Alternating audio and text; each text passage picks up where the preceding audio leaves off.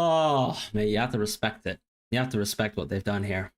So what I was gonna do, right, was I was gonna jump on this deadline stream, and on the last minute of the deadline, I was gonna jump into a draft where I'm pretty certain Di Maria was gonna be sub 5% in ownership, and obviously they've advanced the deadline, so I can't do that now, can I? Yeah, you kind of have to respect what they've done, though.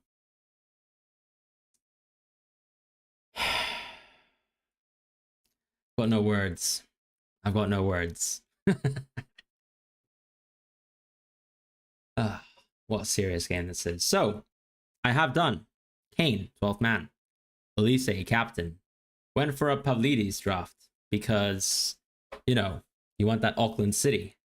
Barcola, predicting that I really want a lot of PSG players. I don't have the transfers necessarily for the PSG players, but why not? He's a differential anyways for matchday 1. Hopefully Dembele doesn't show up because that's the kind of reported news. Ustari, the idea with going him is he just has a good matchday 1. And he's obviously extremely cheap, right? So I don't care about him for matchday 2. I mean, if Trubin fails to get a clean sheet in matchday 2 versus Auckland City, I might as well never play this game again because I've got double Benfica defense for that, and that was sort of the plan there.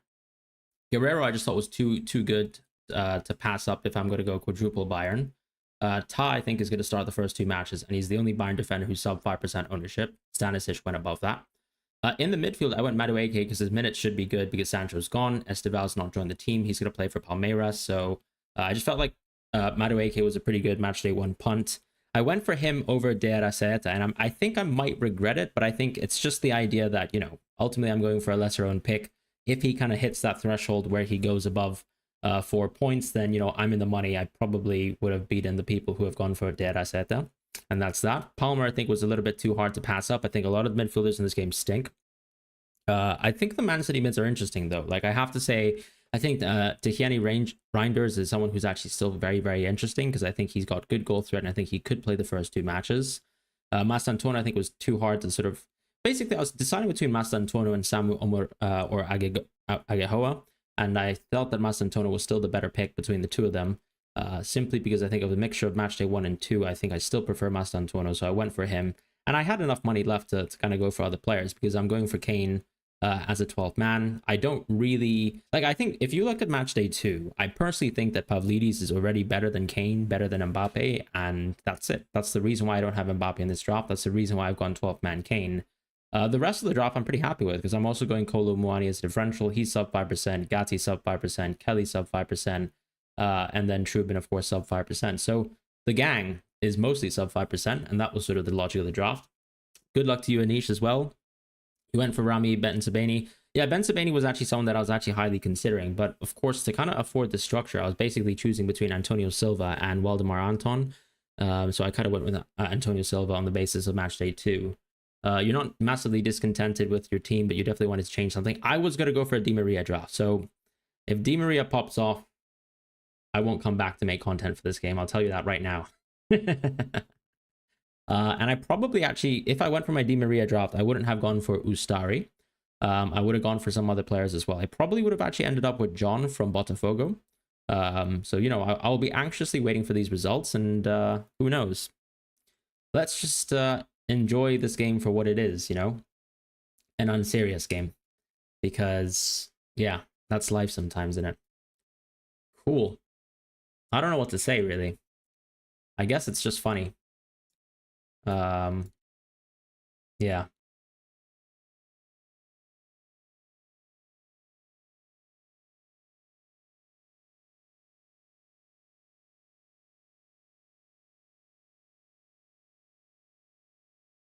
I don't know what to do. I don't actually know what to say. You just have to respect it, I guess. That they've pulled this prank on us. I actually still have a team that...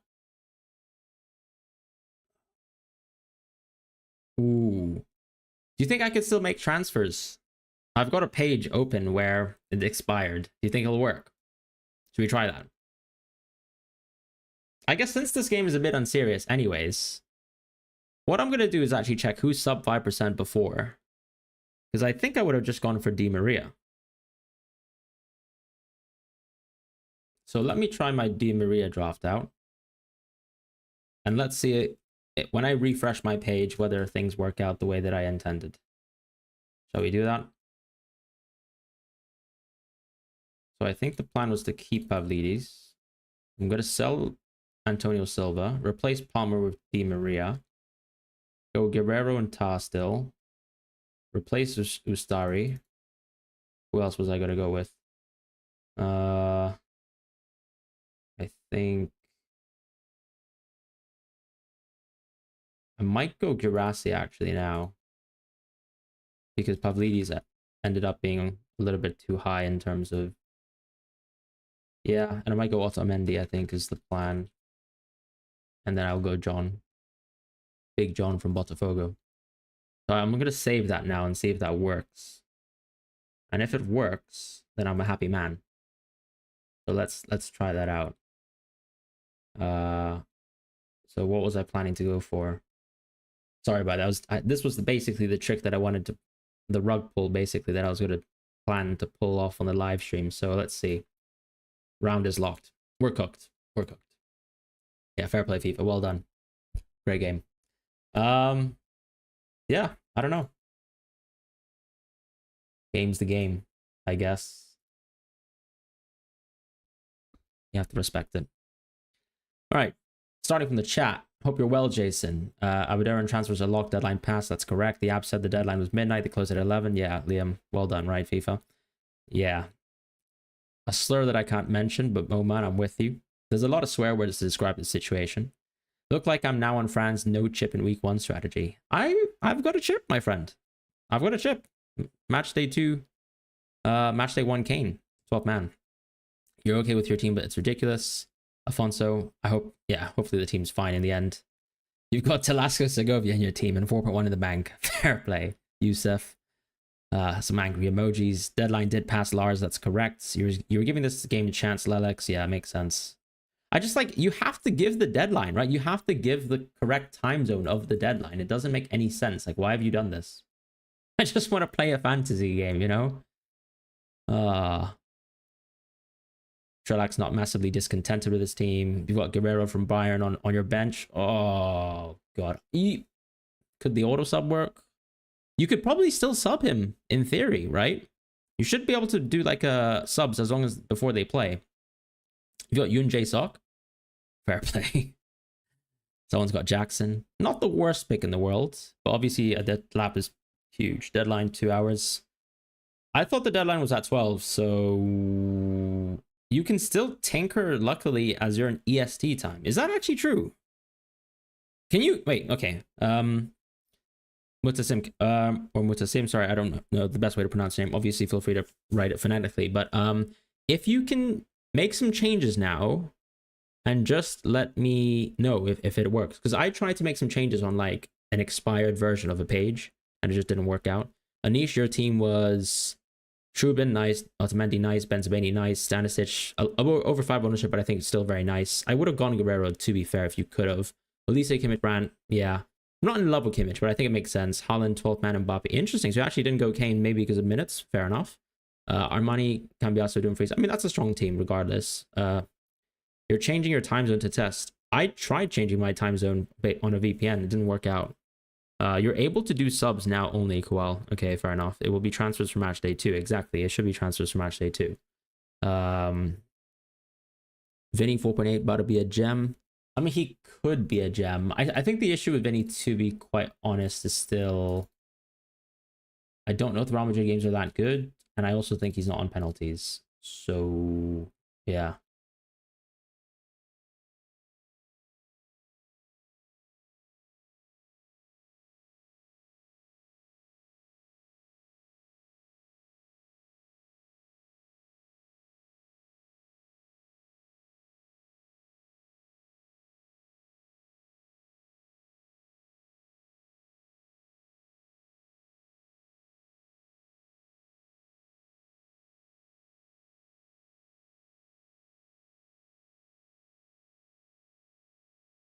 I don't even know what to say, because like next year we've got the World Cup, right?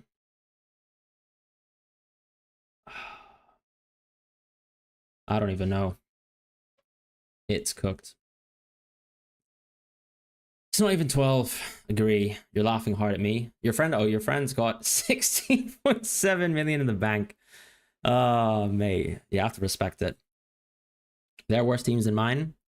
You know, I'm looking at my team now, and I'll be real. I think it's a good team. But is it the team that I really wanted on the deadline? Not really, no. Yeah, man.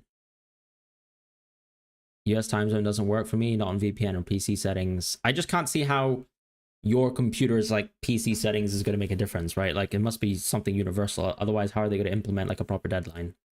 Yeah, like, I don't know. At the end of the day, I'm looking at the team now. I actually think it's quite a good team. And you know what? If you disagree, get off this channel. No, I'm kidding. But yeah. By the way, can I actually run you guys on the math of why the sub 5% is so good? We can do some Excel fun. Game's gone. Game is truly gone. Let's be honest. I'll do a little Google sheet, right? This is my cheat sheet, as you guys can see. I don't know what you guys can actually see. You can see a portion of my screen, which is fine. But let's do some math, right? So let's say Cambiasso on paper is better than Lloyd Kelly, right? So let's say, or maybe actually, I'm thinking that I'll probably do Stanisic versus Ta as an example. Fran's gone. He's tilted. He's super tilted. Fran's tilted. Well, let's just say Cambiasso's expected points is 6. Lloyd Kelly's expected points is probably what? Quite far below. Because I think the Juventus clean sheet odds are extremely high. So I think 6 is pretty close to. I've got a model, but I've got a model more so for the kind of fan team version of the game, so it doesn't really calibrate towards the clean sheet factor. But the Juventus clean sheet odds, from what I recall, are something like 60%. So I think maybe Cambiasso 6.2 is actually fair as an example. And then we can just run through someone like Lloyd Kelly as well. Maybe actually 5.1, maybe 6.2 is a little too high for Cambiasso. I think 5.8 is fair. And Kelly, let's probably say it's like 5.1. Assuming that it's like roughly, yeah, let's say roughly a 0.6 clean sheet odd.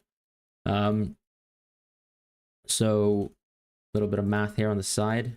1, 2, 3. Can you actually see 4? No, you can't see 4 on the screen, so we've got to shift things along. A little bit of a, mate, it's not working out. We're not cooking anything here. Right, 0, 1, 2, 3, 4. So this is basically kind of like the idea of the scout bonus, right? If Cambiasso is just straight up better in a regular fantasy game because he's got goal threat, he's got slightly larger assist threat, etc., all the usual stuff. I think this is a fair difference in terms of expected points, just for match day 1, for example. Then the idea, I think, is we run like a poison distribution on this number. Then we probably have it fixed towards this for a little bit of fun. And then we just say false. So these are percentages, basically. These are the percentages that Lloyd Kelly gets all these sorts of points. Now, obviously, fantasy games are a little bit different because I think the poison or the poisson distribution is actually, sorry, not the best French, and I'm not going to use it, so that's why I just say poison. But the poisson distribution will probably run like this.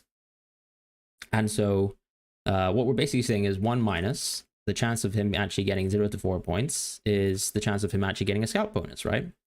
So this multiplied by 2 is effectively the additional expected points that Mr. Lloyd Kelly should get if he was to actually play this match in match day 1. So I'm basically adding the sum of this, and this is Kelly with scout in the game. This is Kelly without scout, right? Because obviously they've introduced a scout bonus, and that's why for me, I think the first time in any fantasy game that I've played where I've cared particularly about deliberately going, out of my way to find differentials, even though on paper they're worse from an attacking perspective. You got 5.6 versus 4.9. To be fair, yeah, maybe I was being a bit too kind, right? But either way, Kelly's clear. I hope the math makes sense. Obviously, there's a chance that Kelly could get -1 or -2, right? Or even, worse numbers than that. But yeah, that's why a lot of the 5% players make sense. When I look back at my draft, though, if I'm being completely honest, I think Antonio Silva kind of stinks. So I wish I, went with a draft if I had the time and the powers that be allowed me to do it, to change Antonio Silva around, and maybe Ustari as well. But, this is the game that we play. I picked Ustari and Kolumani, correct? I did. Kolumani was just a cheap beast, in my opinion. I know a lot of people like Kenan Yildiz, but I'll be honest, I prefer Kolumani. To be honest, Antonio Silva doesn't really stink. He's just a boring center back, right? He's got less goal threat than Otamendi, and that's pretty much it. But actually, I think Antonio Silva averages around like 0.1 xG per 90 on last season. So you know what? Use that head of yours, get a goal, get me some bonus points, please. Freddie's team is locked. He thought the deadline was in 28 minutes. That's because it should have been in 28 minutes, but it's not. FIFA have, I don't know, what is this? Like ignoring daylight savings, not understanding the difference between UTC and BST? Because what's the time in UTC now? UTC now is technically an hour behind, right? I mean, it doesn't even make sense, right? It's not even a UT thing, or is it a GMT thing? What's the GMT time now? But they didn't say the time zone, did they? Yeah, GMT is the same as UTC, so they should be an hour behind. So either the deadline really should have just been 1 hour, like it should have been basically at 1 a.m. or 12, right? They've just messed up. I don't think there's any way around it, or unless they've just picked another European time zone that I've somehow misconstrued. Yeah. Well, the game's the game. Let's have a look at chat for a bit.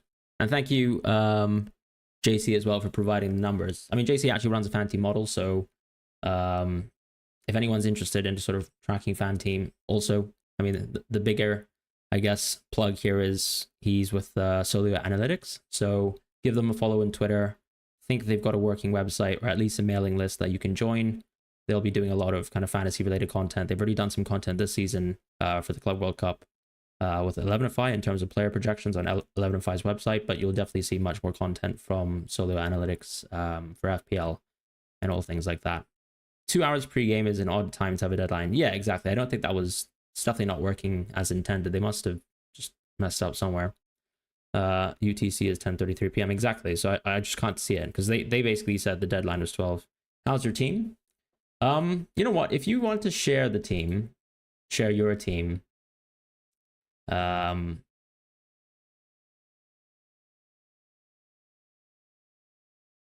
Yeah. Why don't you just tweet under my latest Club World Cup related tweet, and then I'll just respond to your team on Twitter. This just ruined everything. Cheers, FIFA. Yeah, I know, right? Now I have to actually wait an extra long time to watch Messi play, and I don't even particularly care. Because I can just blame the fact that FIFA's not allowed me to pick my favorite team. You wrote it in chat. I don't like Sommer so much, but I think still a solid pick. Wesley makes sense from a Matchday 1 perspective. Muro as well, just for budget, I get that. I do have to say, in these types of games like UCL Fantasy, I do think that there's a lot more value in actually utilizing the sub, because it's not like a game like FPL where you don't really care about the subs per se. You almost want a first strong sub, especially if that first strong sub can be a defender. Obviously, you might need an auto sub in a defensive point of view, so therefore you need at least 2 players, and a goalkeeper sometimes helps. But in this game, I do think that going for budget defenders doesn't make too much sense, because you've got a ridiculous gap in terms of clean sheet odds from the amount of elite teams in the tournament facing off versus a weaker team. And in the case of Porto, for example, I think it's not necessarily the case, right? That they're an elite defensive team. Obviously, Matchday 2 is quite nice for them. But the rest of the team makes a lot of sense. And yeah, I can't complain with that team. That's a good team. Adeyemi is an interesting one too, because I think if he was below 5%, I think I'd be quite interested in him. But I think he was seemingly well priced at 8 million, so probably someone that I would have skipped. And hence why I've gone for Barcola as well. Dembele's on your team, disappointing. Yeah, I feel you. FIFA's actually helping us, so we don't have to see Miami. To be fair, that game is 0-0. That's going to be happy me, to be honest, because I need that Ustari clean sheet locked. MD's gone for, you've got Dumfries, you've got Guerrero, Akanji, Kelly, Ryerson. Yeah, fair enough. Akanji's a bit of a weird thing, right? Because Akanji might not play if, let's say, Nuri plays, because I have to assume that the centre-back pairing for most games is going to be Diaz Guardiola. Who was I going to sell for Di Maria? So I was going to plan to make 4 moves. I believe I was going to do Antonio Silva to Otamendi. Drop Pavlidis to Guirassy, which is not really a drop. That's probably wasting more money. But drop Palmer to Di Maria. And then, why am I saying drop? Well, no, that is a drop. Palmer to Di Maria. Ustari to John from Botafogo. I think that's it. That would have been the team. Alex Telles, potential penalty taker. Yeah, he's going to be great for Matchday 1. So good luck to anyone who's actually gone with Brazilian players for Matchday 1. Not Brazilian players, but other players from Brazilian teams, like Botafogo and Flamengo. I think lovely fixtures. Even Palmeiras, to be fair, is really good. Kieran, FPL Discomfort, hope you're doing well too. You like your team a lot. Your differential punts are Montiel and Santiago Rodriguez. Yeah, Montiel's an interesting one. I think on Palmeiras, don't they have a penalty taking defender as well? I'm pretty sure their left back is a penalty taking defender, right? But yeah, Santiago Rodriguez is going to be quite interesting. But as I said, the Brazilian teams actually have some really good fixtures for Matchday 1. So I assume you're probably making a transfer in Matchday 2 for Santiago. But then Montiel actually has, 2 pretty decent games. So hope that works out as well. Tom Barron, hope. What does Tom Barron? I actually think Gnabry might not start because I was looking at the predicted lineups from Mia San Mia. And Mia San Mia, I think, predicted that Muller was going to start instead. So I don't really know. But my intuition was that would have been that Gnabry should have started. One of the things I suppose is that ultimately, I guess, everyone could still be prone to being an early sub. So, yeah. I haven't seen... Like, Leroy Sané was in training anyway, so he's going to feature in the Club World Cup. I can't see him not playing if he's in training. So, yeah. What made you change to Matchday 3 wildcard? Well, when I kind of went and looked at, what my theoretical Matchday 1 and Matchday 2 team would have been, it wasn't really different. It was just, swapping some Brazilian defenders into basically Dortmund defenders, Benfica defenders, and that was it. Maybe even more Juventus stacking. So I kind of just felt like, there wasn't really a need to just target Matchday 1. I've now got a bit more flexibility. Like, if I feel like I really need to wildcard 2, then I'll do it. But, like, I'm happy with how this team looks for Matchday 1 anyways, from that perspective. And then with... Matchday 3, yeah, if teams are doing really well and they're going to rotate, then I'm probably in a better position, I suppose, to deal with that. Wait, but you just did all that mouth about the scouting bonus being that good, so that means Antonio Silva is good despite him being a boring choice. Yeah, but the thing is, Antonio Silva actually has less expected points, right? So the percentage chance, that percentage chance is not flat. Like, it fluctuates basically, or the normal distribution fluctuates depending on the expected points anyways. Or the EV, I guess. So because Antonio Silva has a much worse Matchday 1, he against Boca Juniors, I think his expectations will be something like 3.6. So obviously the percentage of him getting 0, 1, 2, 3, 4 points is much higher collectively, and therefore he's less interesting as a comparative pick. But he is cheap, and part of the reason why I couldn't go Cambiaso anyways is because I got Kolo Muani. I mean, I suppose I should have really considered going triple Juventus defense because that actually is quite spicy. Kieran, you're going to go Santiago to Dembele. The thing about Dembele, and the reason why I've gone for Barcola is because I'm trusting some of the kind of French outlets saying that Dembele is not going to play. So I hope you'll join me in going Barcola if he's alive. Could they extend the deadline or give us a wild card to Matchday 2? Hey, I'll take a wild card to Matchday 2. Why not? But I don't know. I mean, I don't know what's the fair thing to do at this point.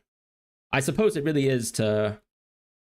Honestly, they should give us until kickoff. If they have the chance to rectify something, give us until kickoff, is my personal opinion. But, my personal opinion doesn't matter. Love baby Brad. Fair play.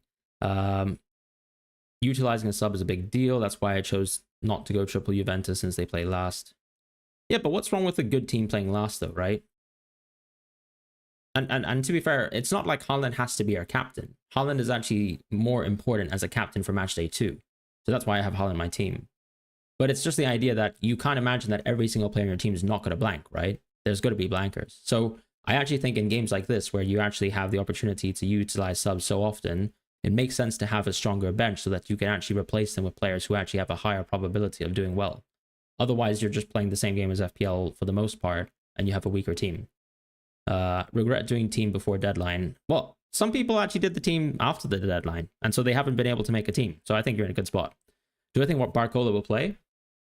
Is this Eduardo from basically the Arsenal journalist? Thoughts on Messi? I mean, he's a good player, but I don't think Inter Miami is particularly great. Unfortunately, Messi in this game is a forward. So I think, like, for example, in a game like Bet365 or Fantasy, Messi's a midfielder, and he's a lot more appetizing there because you get more points for being a midfielder. When he compares to some of the other forwards, like in this game, I'm not sure if he's that interesting.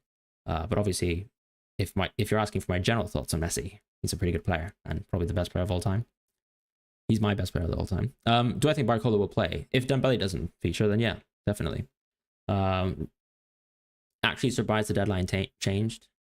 My friends, the deadline did not change. They just messed up. That's going to be my official position on this.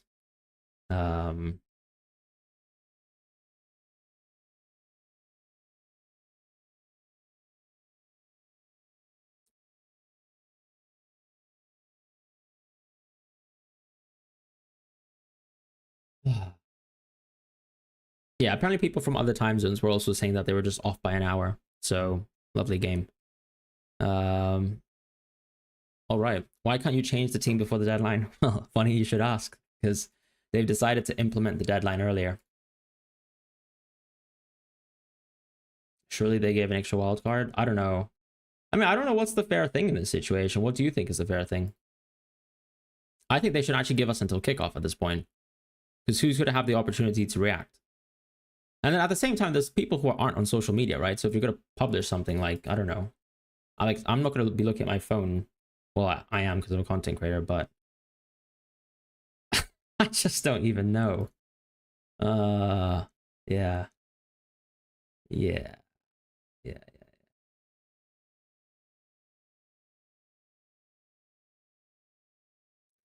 Fair thing is to not do anything now. You think so? Doesn't Olise see instead of Kane leak like 3-ish EV? It does. It depends how much Kane plays, how much Olise plays. I think part of it too is like I recognize that I'm seeding EV to have a better team. I mean, better potential outcomes versus the rest of the field without having to get punished too hard, I suppose. And then I think also the security blanket in this game of having, you know, alternative substitutes actually means that you probably seed slightly less EV. But yeah, you have to respect it. I was, what's my score prediction for the Bayern game? Honestly, I don't even know, right? Because it's like we don't even know what the actual true lineup is and how many minutes that people are expected to play. But I'm gonna put a bold yes and just say 7-0. I don't think they can fix it for match day one. So what are the options? A wildcard change the game completely. Yeah, I don't think a wildcard makes sense, if I'm being honest.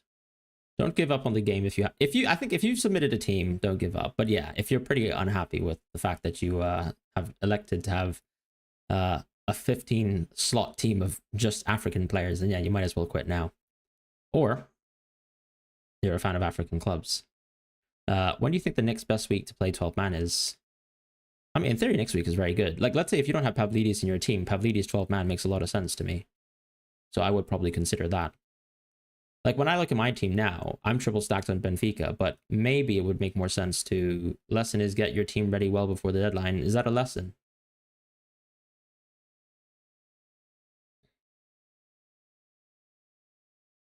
I feel like the lesson, like the person who should be learning the lesson is FIFA, not us. And my max cap finals, yeah. Sorry, going back to my main point, yeah, I think my idea is I was going to plan max cap for the finals. But obviously, we can be flexible with ideas, right? Like, I was planning to use maximum captain for the final just because you don't have the two rolls of the dice. Dylan found a line that says the deadline should be when the game starts. Look, I mean, like, when I look at my draft now, like, I'm pretty happy with the draft that I have. Like, I can't complain too much. I would have loved to have Di Maria on the team, but other than that, I think I'm pretty happy with it. You're enjoying the 15 squad structure. Yeah, I mean, anyone who's played UCL Fantasy knows that you need a strong bench, in my personal opinion. PSG mids will be enticing, exactly. Doué's selected shot up. Like, I am praying Dembele doesn't feature in the group stage. Just woke up to find it's already past the deadline. Technically, the deadline didn't pass yet, but the game has started an hour earlier, or even 2 hours. I don't really know, because it seems like there's conflicting information depending on what time zone you're actually, like, reading these kind of FAQs from. Same with certain defenders and forwards like Pavlidis. Yeah, I mean, one thing I'll say about the kind of sub 5% thing is that it became basically impossible to actually have someone. Yeah, let me just show you Barcola's ownership, right? He's 2% ownership. I mean, I kind of roughly know. Ustari has like 1.2%. Antonio Silva 1.5. Guerrero's above. Who cares? Jonathan Tah 2.3. Madueke 3.9. Haaland obviously above. Pavlidis above just about. Kelly sub 5. Gatti sub 5. Kolomwani sub 5. Shubin sub 5. So yeah, the team is brimming with sub 5 players, and hopefully it works out. Hopefully it works out. Who probably starts in defense for Chelsea? I have to imagine it's Colwill, Kukurea, James, and Chalobah. Marcola is 2%. Yeah, exactly.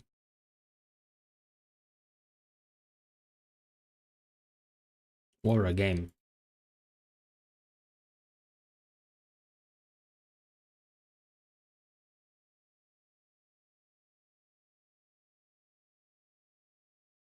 No, I'm at least going to tweet my team, because this is what content creation looks like.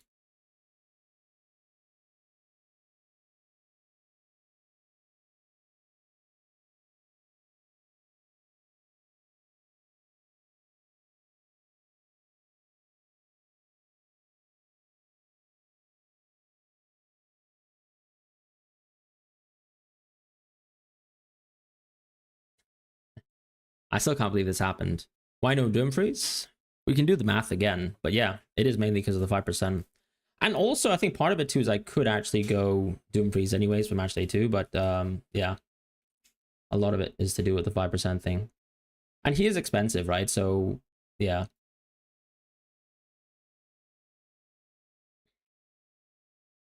I mean, he's not expensive, but I think there's a lot of good players who have a good match day too as well. Like if you look at my team, for example, I think I'd still take Antonio Silva over Dumfries match day 2. But obviously, like, I don't know, it's not. I think everyone's gonna go triple Benfica, so it's probably unfair for me to use someone like Antonio Silva. I think the best comparison is probably to. I could reuse Lloyd Kelly as an example, right? It's probably a good example. And maybe in that case, obviously, I think Lloyd Kelly would still, unfortunately, lose out to Dumfries. But I think the pro of that is you save the 1.8 million. And I think there's value gained elsewhere in the draft. But Dumfries, I think, is probably the best fullback. You know, I mean, he was in all my drafts up until the recent ones. I've decided to go a little bit riskier, clearly, with the draft structure. And honestly, this is it is basically my summer. I'm here to have fun. I'm not here to pick every attacking fullback under the sun that has, you know, above 5% ownership and be bored. We don't expect FIFA to do anything. I agree. FIFA, they didn't really manage or micromanage the World Cup fantasy game very well.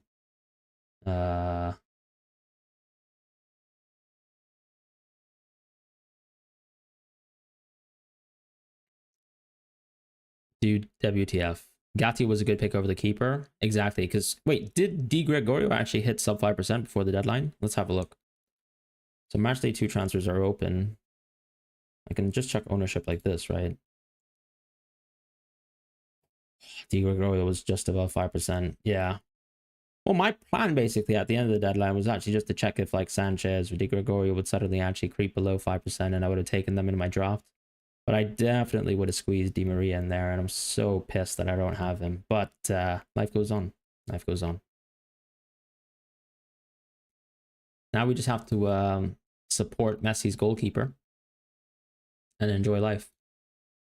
I don't think there's not anything wrong with like not having too many Juve players, right? Like I don't have Triple City, and I think Triple City is extremely sensible. I'm not saying that the strategy that I picked is like the best for getting points, but I think it gives me a lot of risk that I like and matches me up well versus some of the rest. Yeah, we're gonna see FIFA next season for the World Cup, right, guys? This time. So you better get the game right, you know. We'll see what deadline they have cooked for us next year. I'm gonna prepare my draft 2 hours early. And I'm not gonna do any kind of as I said, I was pretending to rug I was planning to rug pull the stream with a last minute Di Maria draft. Stanisic 5.1, Aktoglu 5.2, Pavlidis 5%. Yeah. Those are all the players that I actually think, I'll be honest, I won't give myself too much credit, but I think I'm responsible for sending Aktoglu past 5% for champion him in my recent videos. Vlahovic to play. I don't know. I think Muani is going to start like in most recent matches. Into Miami are really bad defensively. Yeah, look, I'm not saying I'm expecting a lot, but at the end of the day, they're playing versus a pretty poor team as well, and I'm not going to hear it from my friends in the world who are Al Ain fans. All right, I said what I said. Yeah.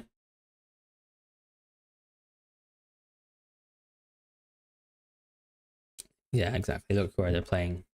That's what I'm saying. That's what I'm saying. Look where they're playing. Now, I mean, like honestly, I would have preferred to actually go John from Botafogo because he had, I think, better clean sheet odds anyways. Everyone got hosed in the deadline. Nah, I appreciate that, Troy, and I'm just glad we're here to enjoy this experience. And I'm just, you know, who knows? FIFA might just roll the deadline back. Who knows? You know, it could be possible. But yeah, you have to just say war of FIFA. This is. I'm locked Kane captaincy, but at least they scored twice. You hope so. I appreciate that. Ustari, nice bet against 30.8% owned. Yeah. To be fair though, JC, is that the field you're planning to be betting against? I think you'll be fine. Ustari is nice though. Yeah.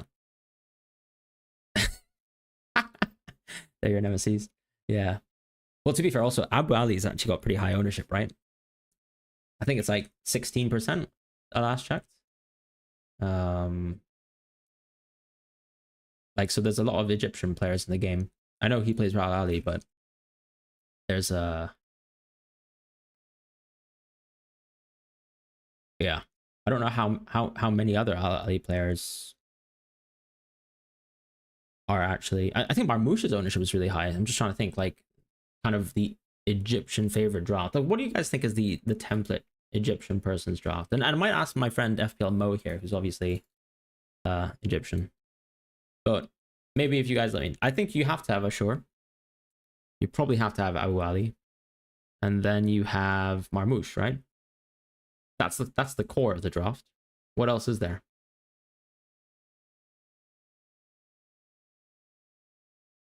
I mean, I'm not saying Al Ali's a bad team. I think Inter Miami is also a bad team. But and to be fair, this is the first time we're seeing some teams collide continentally. So, you know what? I mean, if Al Ali smash them, fair enough. But yeah, per Opta. But you know, Miami's at home, which you have to give them a little bit of a boost. Home team buff, as we know. I mean, the main thing with the club rankings is that it's pretty meaningless beyond a certain point, unless you've got gaps of differences, like you know, like what we have in play with Auckland, for example. Like Inter Miami are like 81.9, right? Al Ali 83.8. That's not a world of difference. We're basically saying that those teams are pretty close. Because I'd be much more concerned about a gap between Al Ali, like for example, at 83.8 versus, in theory, the best team in the tournament, which is, you know, PSG at 99.3. So for example, like that gap is generally concerning. Here it's almost like two similar quality teams, especially since Inter Miami is going to have a home buff. Home game, but they sold tickets to college students because the stadium wasn't selling out. Doesn't matter. Doesn't matter. Messi's at home, guys. It's fine. Yeah, you're mentioning it because Miami. Yeah, exactly. Home factor is something that we always model in, right? Miami will be given a penalty. FIFA loves giving Messi a penalty in the opening night. Yeah, that doesn't do anything for my goalkeeper. I don't care about that. So, we don't need that. Inter 6, Al Ali 4. Come on, guys. We're pretending like these teams can actually score plenty of goals. Maybe they can. Maybe they can.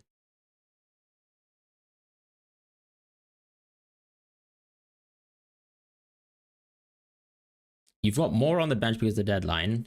In theory, you should be able to sub players, right? Can't you?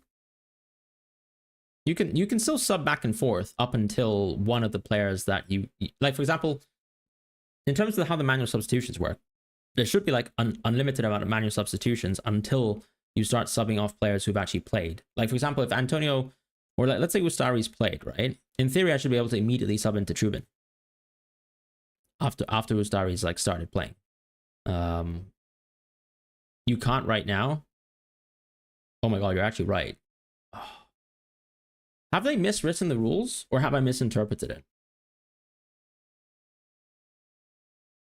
If Al Ali get anything, it'll be down to Ashur. You know what if Al Ali got a penalty and Ustari just saved it? Have you guys thought about this? Clearly not. Clearly not. Maybe the plan all along was Inter Miami's an awful defense, but Ustari saves a penalty. Let me just quickly check Ustari. Apparently he's wow, he's a pretty bad shot stopper. Doesn't matter, does it?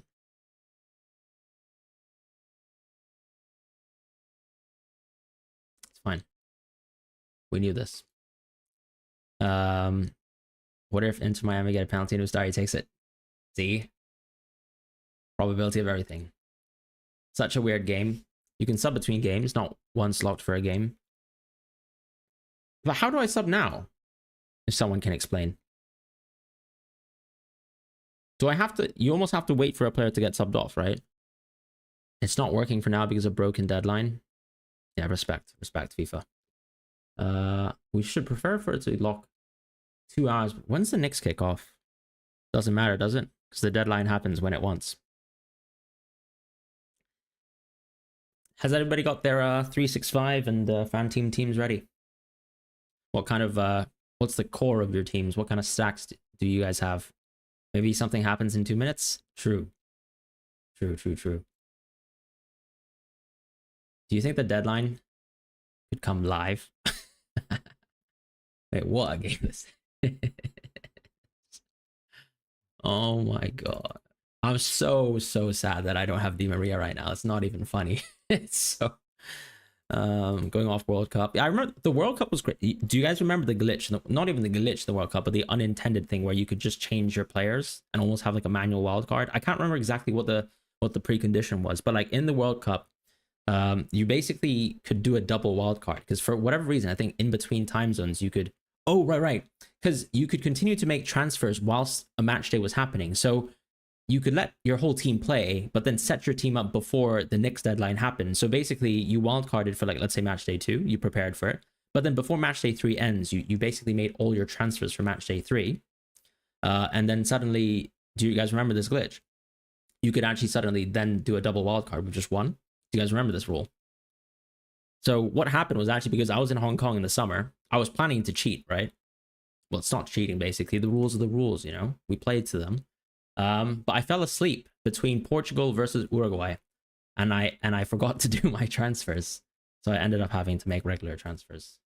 But you know what? Finished top 500 in that game after taking a -16 when I woke up in the morning. Sad that I missed maybe around 7 transfers. But it's fine. You got one fan team with Solomon Rondon. Fair play. 2 minutes now. Let's refresh the page. What's gonna happen? Ooh, guys, what do you think? Chat, what do you think's happening? Chat. Sorry. Oh my god, chat. Game's locked still. You have to respect FIFA. So can we sub now? Still can't sub.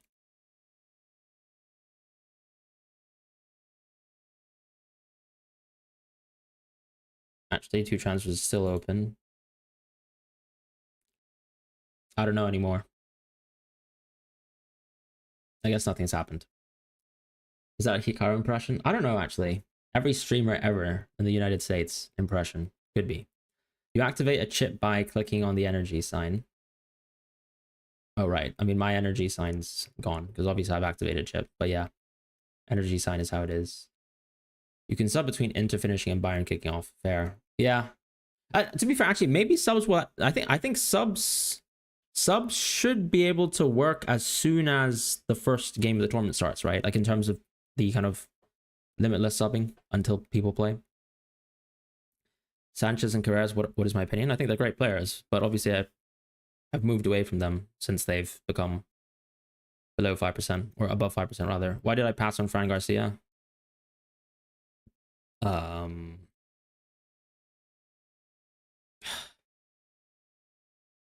I just don't know if he's gonna play 2 games in a row, to be honest. Because I'm pretty sure Fran is in training, right?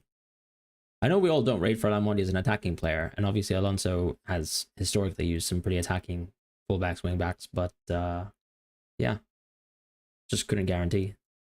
Is Kaza here? 12 a.m. Stop, Kaza. You probably text me more after 12 a.m.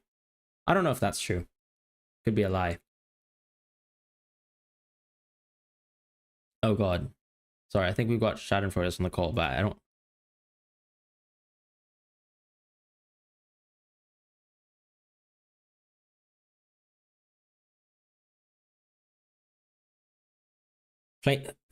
Play zone page now showing deadline for Matchday 2 2 hours prior to fantasy page. Oh mate, JC's got my team but better. Is JC your team's the team that you showed me, right? Oh, you got Wesley, fair enough. Arias as well. You got Cambiasso, is that what you have?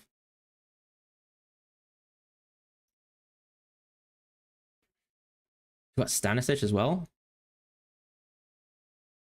Hey, JC, you've not been keeping track, man. Stanisic is above the threshold. I think it's over. It's over for you. Actor Koglu as well. Well, I guess you're in the same boat as me because I've got Pavlidis, right? And I have a pretty suboptimal use of, I guess, Benfica players with Antonio Silva, I suppose. Yeah, your team looks pretty good. And I guess you've got that. Yeah, I was actually thinking about Madueke and Araceta again. And I think probably the right play was to actually go for the penalty taking player for Flamengo, who's got a much better game. But hey, who cares? You have a few minutes to deadline. Yeah, Kaza, make a team now, bro. From Matchday 2. You got Gatti over Cambiasso? Did I convince you? It's fine. Gatti's he's the one. I was told he was gonna start. Trust me, bro. Was the source.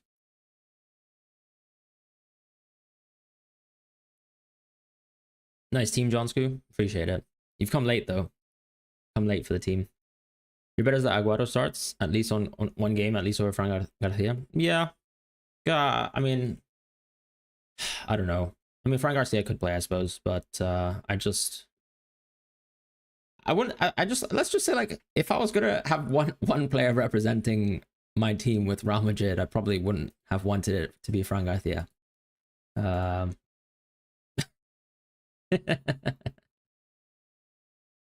my god. What's the Inter Miami team? I know Jordi Alba couldn't feature. So who's in the starting lineup? Do they not even do lineup tweets? Yeah, you kind of have to respect it.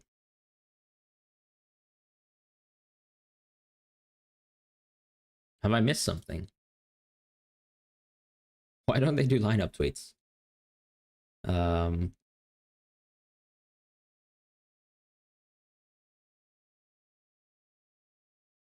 They haven't dropped it yet. Yeah, I know Ali had their lineup out.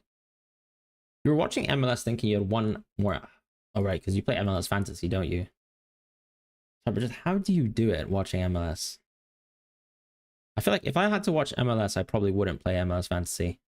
Because I'd probably I'd probably watch MLS and never watch it again. Because that was my impression watching like a playoff game with Messi. The lineups are out on the FIFA app. Good thing I have the FIFA app, right? Let me have a look. You better fix that team before the deadline. Haha. Got me there. So David, are you like a FIFA employee? And SofaScore. SofaScore tends to put like predicted lineups, no? But let's download the FIFA app. Should I be doing advertisements for FIFA when they've let me down so dearly? I really don't know what to do.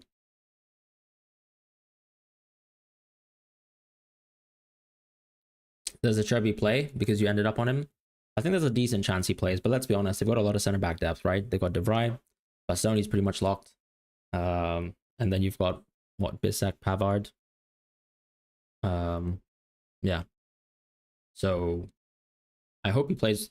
I think it's likely he starts 1 or 2 games. Ustari benched would have been funny, but didn't happen. Yeah, it's not so funny. I'm already getting roasted in chat for owning him.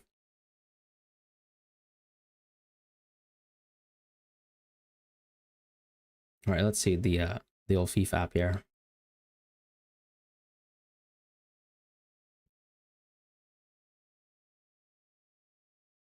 It's loading slowly. Let's go to the match center. Wait, there's a Club World Cup app. Chat, I'm not cooking anything here. Ustari starts. Shocker. Shocker. You have some bad sub 5% players on my team. Me too. I've got Ustari. Does Velasco Segovia start? I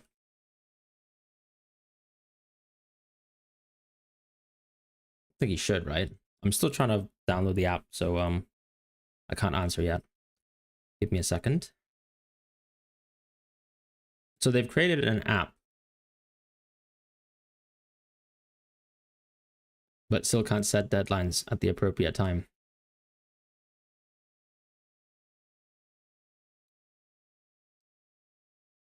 I've got to update my personal details. There's no way.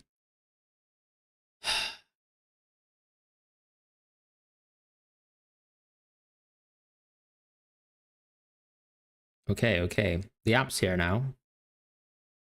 Who is in this squad?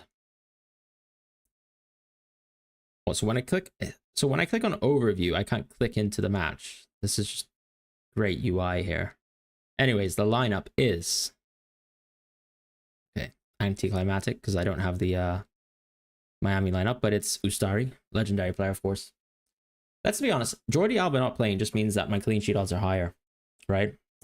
Aviles, Frey, Allen, Falcon, Busquets, Segovia, which obviously good for the person who was asking. Redondo, my DM, Suarez, Messi, Allende. Yeah, not too bad. Maybe what's actually going on here is with Redondo, right? He's going to play a masterclass. And he's going to posture for a move to Real Madrid, just like his father did many, many years ago. And he's going to bang that clean sheet for us. So I don't even know why you guys are concerned. Anyone who's sorry going to enjoy the biggest fantasy misery ever before.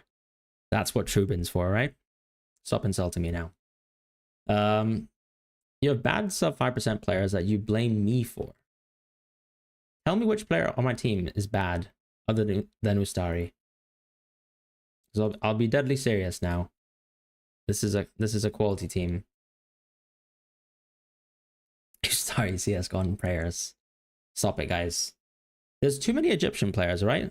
The Egyptian players are extremely high owned. So you should be praying for Ustari CS. Because that just means it's more likely that your live rank's better. If you haven't gone for the same players like Ashur, etc. So just respect, right? But yeah. Federico Redondo is just gonna lock this team up. Haaland is bad. We saw that the last 20 games of the APL. That's true. Haaland and Palmer are so bad. That's why I've actually put them in my team. Because they're bad in the EPL, but they must be good somewhere else in the world, right? Just like Palmer in the finals in the Europa Conference League. Not Europa Conference League, but European Conference League. 2 assists. And he probably would have got extra points for chances created, right? Because this game rewards chances created. So we all know Palmer's a great pick. Haaland, yeah, out of form in the Premier League, but, you know, he's going to find some form here. He's done well with Norway, you know, internationally as well. So I think that form is going to carry over to the Club World Cup. I agree. Ali will score 100%. It's 2-2 game. What about it? Honestly, tell me all the other game scores, and I'll follow those instructions when I create my next team. Stop backing Al Ali against me, guys. I understand that Usari is a bad pick. Just calm down, right? That's what Trubin's for, as I say. And he can always save penalties, you know? Don't complain. He might concede, sure. He might also save 2 penalties. Just have to respect the player that he is. Messi getting a FIFA. I'm not really sure what that means. MD1 pick Barcola and Madueke's ability to finish. Everyone else is good. It's not about your ability to finish. It's whether you have enough chances. And, you know, maybe versus Atleti, it's not going to happen. But what if I just said Barcola used poor finishing in the Champions League final, especially when he kind of absolutely skinned Acerbi, and now he's going to convert because he's missed those opportunities, and now he's going to be clinical for once in his life, because that's how luck works. And with the case of Madueke, I don't know. He's only a good farmer of poor teams, and poor teams is what he gets to play versus. Has the game started? In theory, yes. The deadline really should have happened 12 minutes ago, or maybe even, let's say, an hour later. But the deadline's through, so you can't make a team for Matchday 1, correct? You can make a team for Matchday 2, though, and pretend like Matchday 1 didn't happen. Tell that to Calvert-Lewin. But Calvert-Lewin's a historical negative finisher, right? Barcola's not actually a historical negative finisher, is he? To the extent of Calvert-Lewin. I'm pretty sure Barcola is actually a positive finisher over the course of his career. So you can tell that to Barcola. And then actually, maybe Barcola's finishing in the Champions League. Maybe, like, I think he's probably a positive finisher in Liga. Probably slightly negative overall if you add Champions League. Rodrigo Mora, Samu, Gabi Vega, must-haves. Yeah, but if you're spending that much money on cheap players, what is the point, I suppose?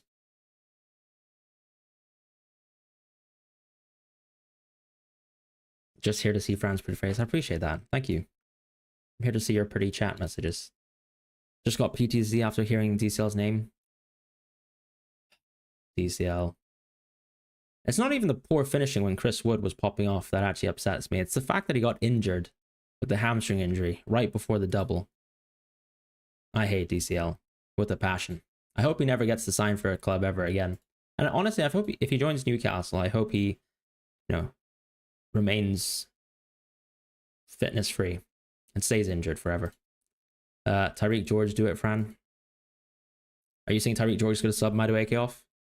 We have no idea what this tournament... Well, that's the thing, right? Some people are coming straight from international games, so I guess in theory they're fit. Some people have done 2-3 days of training at best. I've looked at some of the kind of not pre-season, but like the friendlies that some of the teams have played. You're playing versus American teams and smashing them 7-0 because they're in, I don't know, League 2 or 3 of American football. Or soccer, even. And yeah, like I've got no sense check, and we haven't seen Continental play so often. Just silly little friendlies. And maybe this is a silly little friendly, but there's 720 million in the prize pool for this tournament. And I'd like Real Madrid to take most of it home. Or at least the 100 million that's promised to the first place team. Soccer, baby. Woo. Would you rather Pascal Gross or Lucas Ribeiro? Probably Pascal Gross, if I'm honest. Then there was those who had Watkins who swapped to Isak in week 10. I don't know if I did it on 10, but I definitely swapped to Isak at pretty early. But let's not talk about FPL, right? That season was horrendous.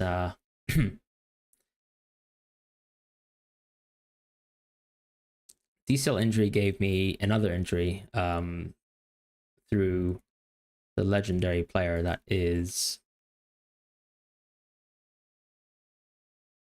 Why am I blanking on Everton players?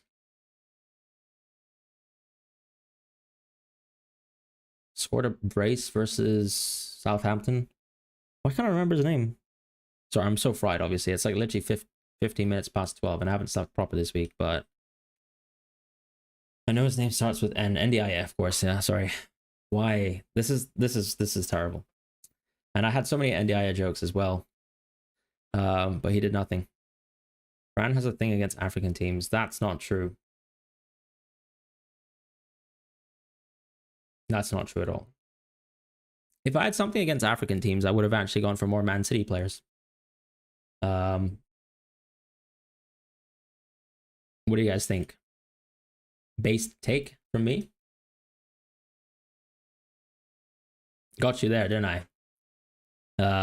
Tell me how to change the captain, where to press. You know what? You're asking the right questions, but do I have the answers? Not quite sure. Someone said that they could change Captain Ustari. I think that was JC. Fran's too analytical to have those biases. Correct, my friend. Let's see. No bias. No racial bias. No continental football bias. Just assumptions, you know? And my assumptions might be crushed, you know? African football might be the best football that we've ever seen. And, you know, all these African teams might actually completely squash every other team that's European even. And maybe I'll just stop watching the Champions League altogether once I watch these African teams play. But yeah, I think the interesting thing of this tournament is we get to watch them for the first time and we can actually make these judgments after the fact. But right now, before the tournament starts, I can probably rely on market odds, some models from my friends, and make the best guess. And you know what? If the African teams are amazing, I'll just have to wildcard too. Simple. You convinced me with Madueke pick. I can't even remember discussing Madueke with anyone else. But I respect it. You've probably convinced me. Hindsight. I don't think you can change captain right now. Am I crazy, guys? How do I change captain? Yeah, I don't know. Maybe when the first game starts, we'll see that we can change captaincy and stuff like that. You wonder if Palmer misses 2 or 3 big chances in Matchday 1. Doesn't matter, mate. It's all about those. It's all about the 2.7, or I think he averages 2.5 chances created in the Premier League. So it's all about just getting 3 points from Palmer, mate. Huge. What a player. And maybe the additional clean sheet point as well. Fran, is there any possible way for you to get cancelled? Probably not. Too analytical. I wonder if the subs being locked this early will screw people with goalkeepers on the same day. What do you mean? Like, I feel like you can sub after we go to bed, right?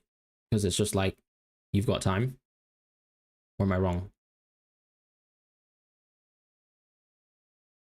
The biggest thing is, yeah, I don't know. Like, I think most people will be fine. In theory, once the tournament actually starts, you should be able to sub immediately. Back in FPL, and Mbomo still get game week 1? I mean, I don't know. He has to move clubs first, if at all, and then we can probably make that decision. If someone has Armani and Kobel, the subs might not unlock. Let me have a look. Let's have a look at the fixture schedule, right? Armani and Kobel, so River Plate and Dortmund. So we're saying, why don't they show the times of these games? This is so upsetting. Nah, but you've got 5 hours between the games, right? So in theory, once Kobel starts playing, you've got 5 hours to suddenly, even during the game of where Kobel plays, like as soon as Kobel maybe loses the clean sheet in the match, which you probably still want to wait for that match to finish. In theory, my understanding is you should just be able to sub into Armani at any point in time, right? After the match starts for Kobel. Am I wrong?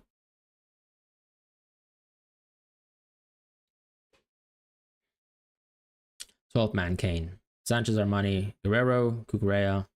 Nice picks. Some very good attacking fullbacks, of course. Mastantuono, Rodrigo Mora, Felice Adeyemi. Yeah, I'm not gonna lie. The amount of people who've gone Rodrigo Mora, I honestly hope it doesn't work out for you. I'll be real. If you go to the scores and fixture FIFA page, you can see times. Yeah. If I go to the scores. You mean like, oh, you mean like the scores of my players, right? I hope that moving away from Samu doesn't bite me too dearly. But I think it's pretty probable. Because he's such a solid pick. Can't sub players while their game's outgoing after the game, then yeah. I know that's how... Are you sure? Because in the World Cup, we were actually able to sub. And I don't really trust the kind of language put in like the FAQs and rules. What do you think, Trini? Am I wrong? 12th man Kane gonna regret not capping him? Let's hope not. Let's hope not. And if Elise outscores Kane, should I just say that?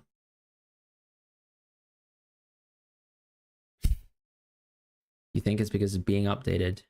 You'd wish they updated the game at the time they said they would, right? Just a hot take, you know? Doesn't have to happen.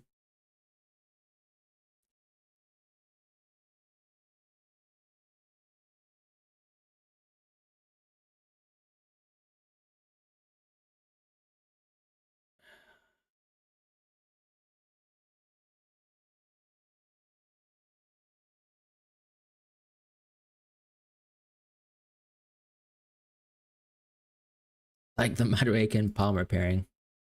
You like it. Fair play, thank you. So I hope your FIFA team top 5k. That's why MD1 crashes. Thank you. Top 5k. Come on. We're going for top 1k, aren't we? Since I played max cap chip, it doesn't matter who I capped, right? Correct. Correct, Multisport G.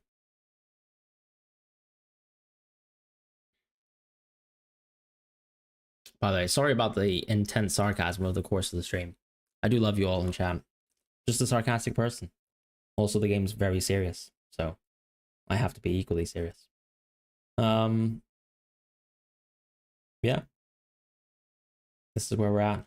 I wish I streamed early because I should have known that FIFA are brilliant fantasy game creators. My bad, I guess. Had some hope this time because last time around in the World Cup, I remember like almost 1 or 2 days before the tournament, they didn't even have half the players in the game. And this time around, they got the transfers in maybe like 2-3 days before, like the new transfers. But at least they had most of the game in. And I guess part of it too is also because the squads were only submitted a few days ago as well. So yeah. Messi Hattie today. How many people actually have Messi in their teams? Do you think Kusia Sare plays for Bayern? I don't know, like 5 minutes maybe? No, I mean he could play more, but I don't know. I'm not expecting like a lot of minutes, but I guess this would be the opportunity for him to get good minutes. Went Coman is a differential banking on Bayern. Yeah. I mean, so far I've only like unfortunately we're just not gonna have a lot of predicted lineouts because of the amount of games that happen actually like post deadline. But it seemed like a lot of people had Coman starting from what I saw, and then Muller in the 10.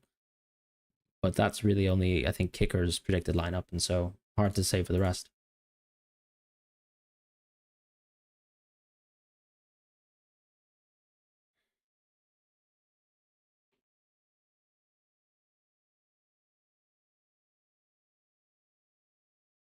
No Messi, but one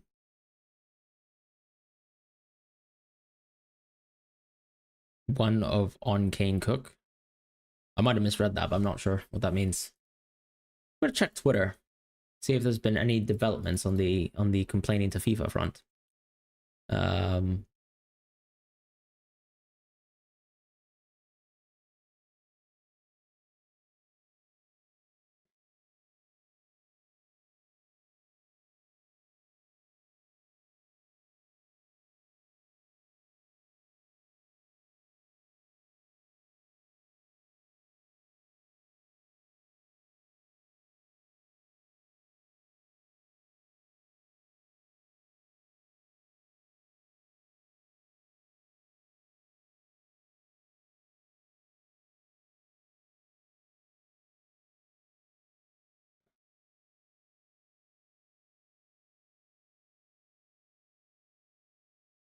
2 hours before. Apparently, the next. So what? I think it's actually confirmed now in the future that future deadlines will happen 2 hours before the deadline, which is just obscene, by the way. We don't need that. But fine.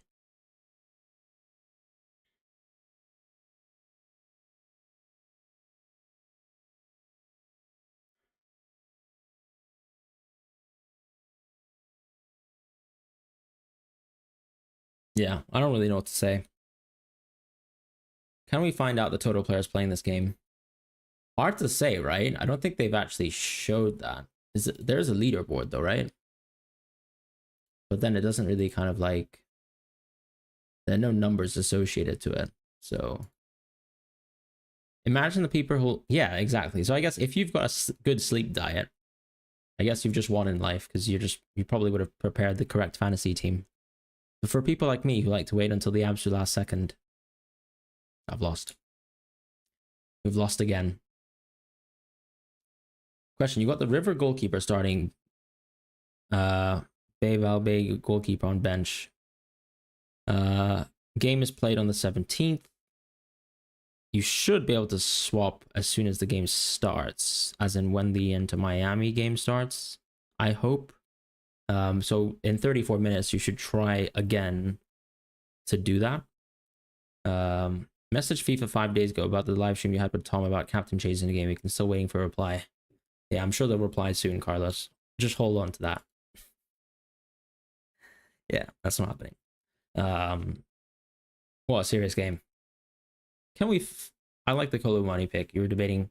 Yeah, I actually quite like Kolumani, to be honest. At the end of the day, sub 5%.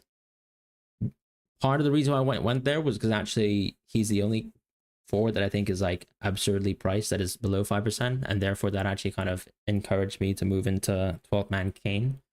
And the idea was actually sprung on me by JC. What happened to the defender's goalkeeper cheat sheet? I think the problem with the defender's goalkeeper cheat sheet was that the ownerships were fluctuating way too much, and so I feel like a lot of my thoughts on defenders and goalkeepers would have basically culminated in me saying just pick players from good teams who are sub 5%. And I didn't want to make that video because, for example, when I won't blame you, JC, of course. I think it's a good strategy. Let's see how it goes. But no, I mean, back to the defender piece. It's like when I was making content a few days ago, and I probably would have made the defender's cheat sheet as well. A lot of the players weren't even in the game, like Jonathan Tah wasn't in the game, etc. And then, yeah, I really like Svensson, for example, was, you know, I would have tiered him as a green pick, but now I probably am not super high into him as much as I was. Still think he's really solid. But yeah, like little things like that would have, I guess, impacted the cheat sheet a lot. So I think, you know, having a good sense check of the clean sheets is probably the best, because for a defender in this tournament, unless you've got massive goal threat, which, you know, fair enough. I guess Rafael Guerrero is one of them. He's a good example. Like, he's got 26% chance, I think, to score a goal potentially in Matchday 1. That doesn't tend to be that high ever for a defender. But most of your bang for your buck or your expected points is coming from the clean sheets for these defenders, right? Because, like, if you look at, let's say, our clean sheet odds when we're looking at Premier League, for example, there's only a couple occasions in the season where we see clean sheet odds above 50%.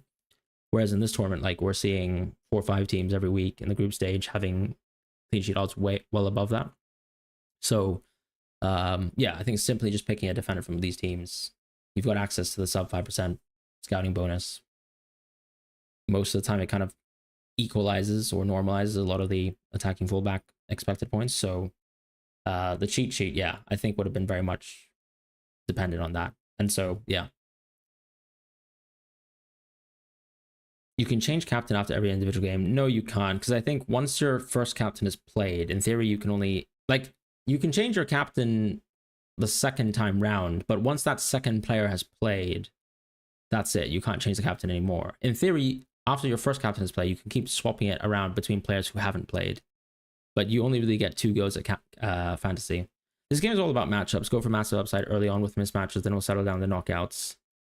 Yeah, I mean, there's mismatches, but you're never going to know how the mismatch is going to come about in terms of, you know, like, if, let's say, Man City were to play and absolutely squash Casablanca, for example, it, like, Bernardo Silva could score a goal, Doku could score a goal and squash, and like, you can't necessarily target that because that's a possible result, right? So yeah, obviously we're targeting mismatches, you know, generally with the kind of data that we have, but that average expectation setting just comes from, yeah, okay, Bernardo Silva has a much lower chance on paper in every game ever of, like, scoring less than 1 goal, but it's going to be binary at the end of the day, and using average expectations is a very good way to inform us. So when I did that sort of little math with the sort of Poisson distribution, you can kind of see how someone like Cambiasso, even though he on paper is much better than, let's say, Gatti, well, not Gatti necessarily, but maybe a lot better on paper than someone like Lloyd Kelly, that Lloyd Kelly could still quite conceivably outscore him. The captaincy is so confusing in this game. I just think, look, I don't care how people are defining this captaincy thing. I am telling you right now, you can basically only have 2 rolls of the dice. That's my interpretation of the rule. If I'm wrong, don't blame me. Just let me see who's doing content for FPL. Yeah, just blame FPL Tom, Golden Goal Fantasy, FPL Bobby, anyone else who does content. Just don't blame me. But in my opinion, you basically only have 2 rolls of the dice. The whole kind of, oh, you can change your captaincy multiple times thing is just a nonsense. Like, change your captaincy once. Until that next player plays, that's it. You're done. All right? And if your second captaincy flops, well, just blame yourself. Don't blame me. That's all I can say. Am I right? Makes sense. Yeah, sorry, Thomas. Obviously, I would have loved to get the cheat sheet out, but part of it too is also I was working quite a fair bit this week and I didn't have time.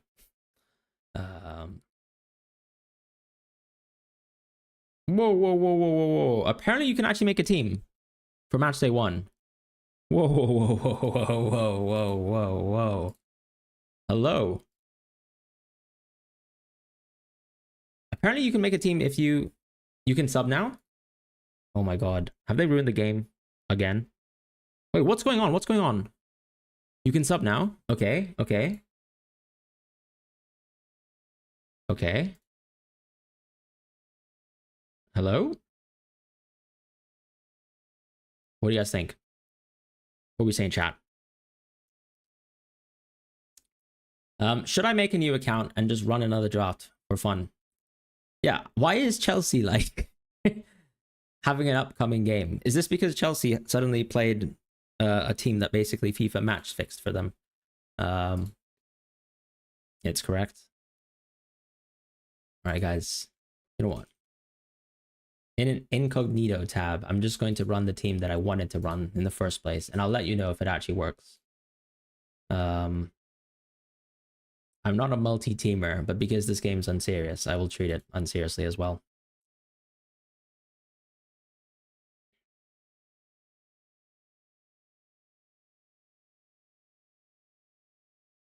Where was I born? 1970. When, sorry. Country of residence, Australia, of course. Actually, my friend was in Egypt, so let's just pretend I'm Egyptian. Because that's basically my friend Mo has said he was able to run a team, so let's just create an account.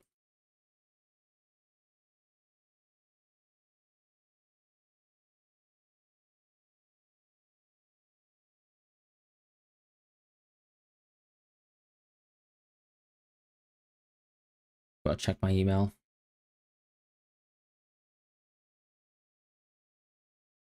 It's a me, the email checker. Total tactics. Football. All right, the email has been checked. Username FPL Fran 2. Play now. Oh god, looks like. Oh no, it says Matchday 2. It says Matchday 2. Chat, it's over. Ooh, something else has happened in the game. What's going on here? Can I transfer still? No, the game's. What is going on with this game? Really? So we can sub everyone now. Some people are V, some people are versus, or versus if you're on the bench, I guess. Yeah, so the creating a team thing doesn't work. Just let me just auto pick with this. I'm a Pachuca fan. Let's get started. Join my league, by the way. It's very important that you all do that. Yeah, so if you make an account now, it's pointless. It's just going to be a Matchday 2 team.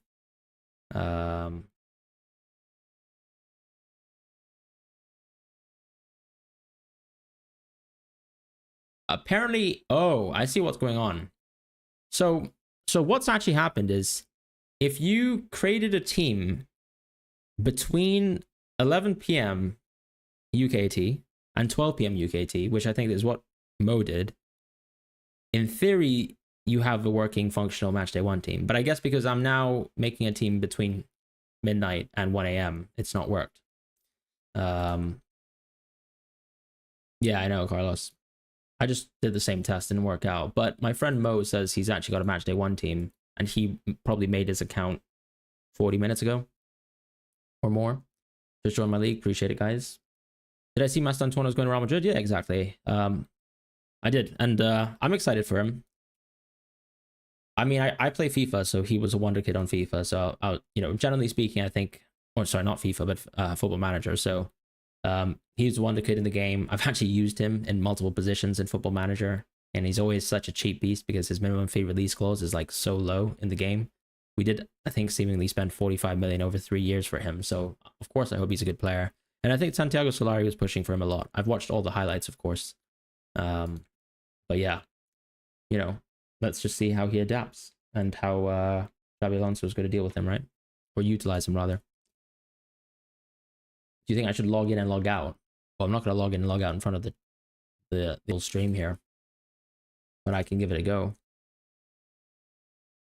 What do you think the point of logging in, logging out does?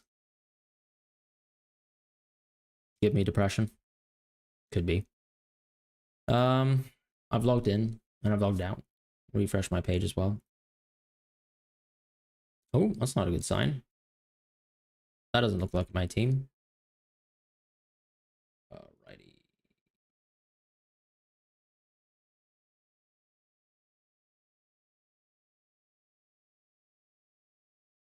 Ooh.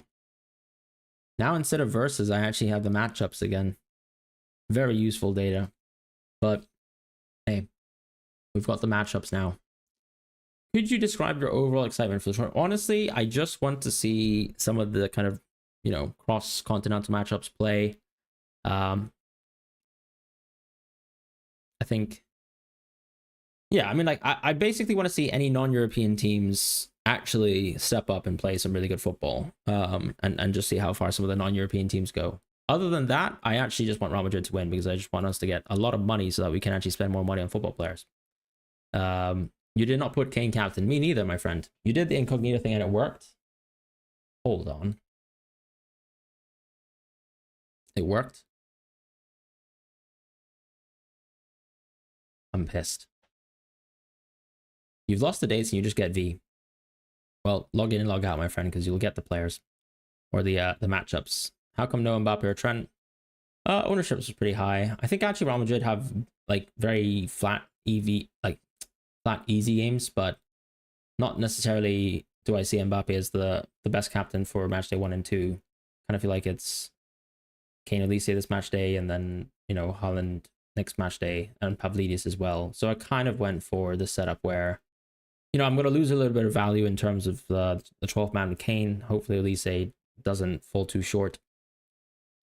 And then I've got better players than Mbappe and Pavlidis and Haaland in match day 2.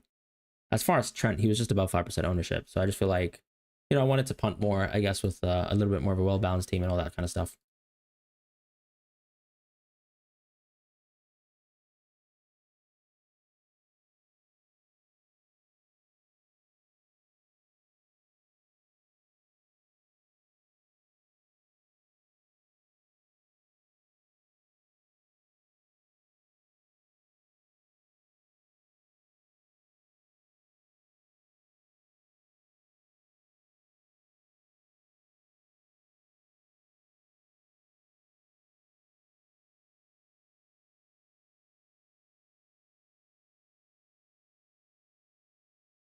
I'm going to ask my friend for confirmation of that match day 1 thing that I talked about in terms of making an account, but not that it really matters. So the next match line deadline is 2 hours before. Yeah, I think basically just lock in your team 2 hours before. You will just delete the game if the team you wanted outscore the team you got forced into having. I think that's a fair assessment of life. But you never know, right? Because sometimes one match day is bad, the other match day is good. Although the issue, I suppose, is if your match day 1's bad, I suppose you might as well play match day 2, and then, you know, when you wildcard, things can change. Yeah, make subs, guys. If you haven't made your substitutions yet, make your subs. In terms of order of play, you know, generally speaking, put your Juventus and Man City players at the back of the bench. You would. What's the best PSG attacker for match day 2 only? I mean, it depends whether Dembele is available. You're rooting for Imam Ashur? Guys, come on. Oh, why are you guys rooting against my goalkeeper? What's he doing? Is he doing anything wrong? Diogo Costa is out for Porto? I don't even know that was true. Is he injured? Wait, let me just check, because I think Al Jazeera actually had the full squads. So I can find Diogo Costa. No, Diogo Costa's in the squad. He's in the squad. Fran, remember last year's Euros 2024 watch-alongs? Yeah, that was fun. Obviously, a lot more fun when my team wins, right? If I'm being honest.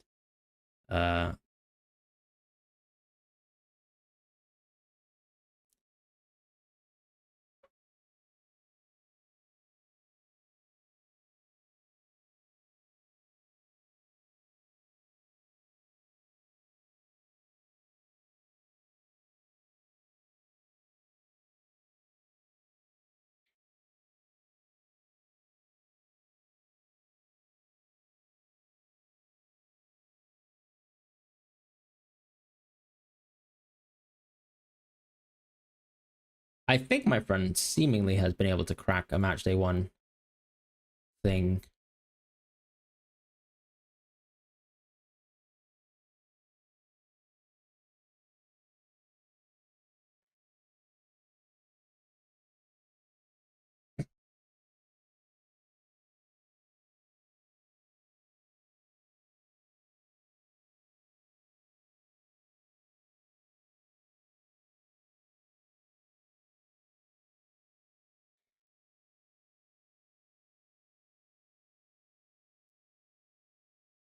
He's missing the game tomorrow. It's in the Portuguese news. No, I think Araujo isn't even in the squad. I'm pretty sure because I checked on Al Jazeera, as I said, and I saw the submitted squad, and I'm pretty sure Ba and Araujo aren't in the squad. Do you reckon we should start from match day 2? Let's let match day 1 finish, and I'll make that executive decision. We might even just do a wild card, and it could just be a new team. No, I'm kidding. I'm pretty happy with my team as it stands. We'll reassess, of course, once I flop. But yeah, why not? I was actually generally planning on reconsidering my team for the whole last hour, but only because I actually had my team planned. And so, you know, it was an easy opportunity to just move into my other team that I really wanted to have.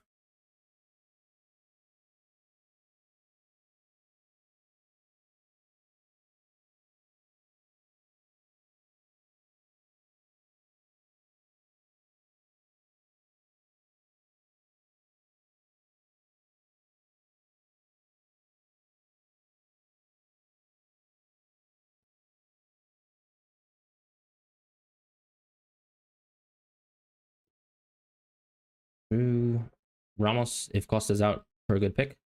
Why are you making a match day 2 team? Who's actually making a match day 2 team right now? Because I'm definitely not doing it. I'm not touching that game.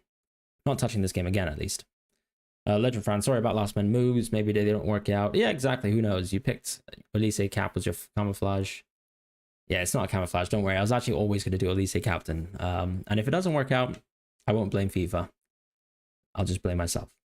But if Di Maria pops off, then I'll complain. I did your team just before 12, and now it's showing a game week 1 team. Yeah, that makes sense. That makes sense to me. Yeah, exactly. So if you were able to make a team somehow between that 2 to 1 hour left period on the deadline, then I guess it worked. Can you captain your 12th man? No, unfortunately. So obviously I'm losing value on Kane. You play Brazilian League Club World Cup Fantasy on that app. Deadline is accurate. I think that the problem right now apparently is that there's 2 deadlines, right? One deadline where, you know, in between this 1 to 0 period, you actually can make transfers. Sorry, not transfers, but rather substitutions. And then there's another deadline between the 2 to 1 hour period where that's actually when you can make your transfers for the previous week. I'm not really sure. But either way, I'm pretty I think they just dropped the ball. Like, they had to be clear, and I don't think they were ever clear. Or maybe, you know, it's just a translation issue once again. Which makes me kind of question whether they'll actually implement some of the other rules correctly. Now that I've actually created my full team based on rules that they've created in their own language, hopefully the sub 5% players actually get their scouting bonus. Or maybe none of my players will ever get above 4 points.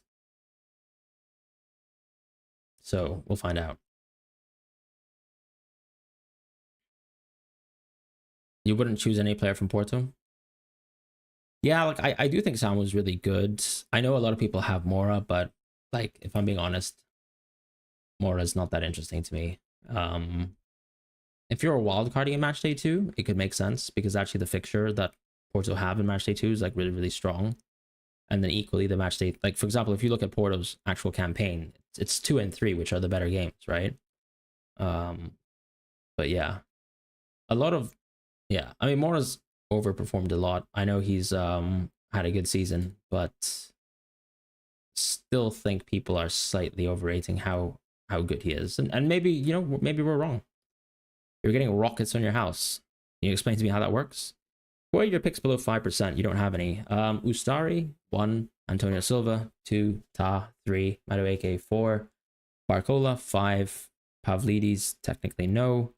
Trubin, 6. Kelly, 7. Gatti, 8. Kolumwani, 9. You agree. As a Brazilian, you know, Palmeiras can definitely score, but for budget reasons, it was either Ramos or Big, and you know Ramos plays. I mean, yeah, to be honest, like honestly, in this tournament, the teams that I have the most confidence in that aren't European will probably start with Flamengo first, because actually that match day 1 is just great. All the Brazilian teams actually have a really good matchday one. Oh god, I'm sorry, Alexei. What happened to Costa? I don't know what's going on. Let me just read the news. Diogo Costa news.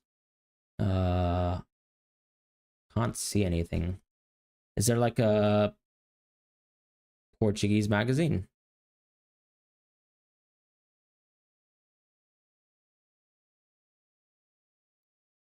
Is there a Portuguese magazine that we can, that has kind of, or maybe I'll just check Twitter.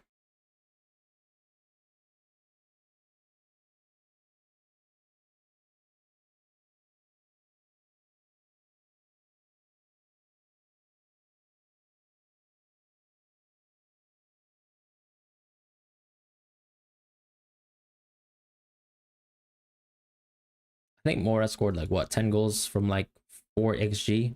Pretty impressive. Maybe he's just beyond elite as a bowler. And if I'm an idiot, I'm an idiot. I'll take that.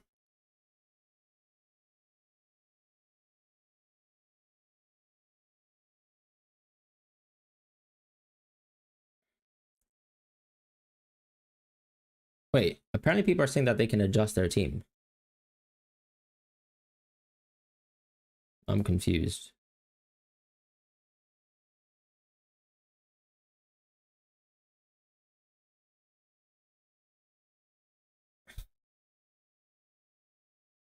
I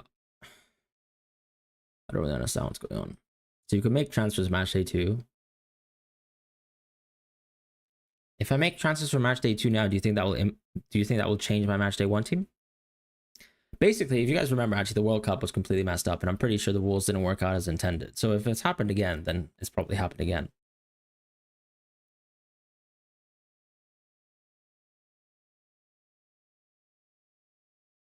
I'm so confused.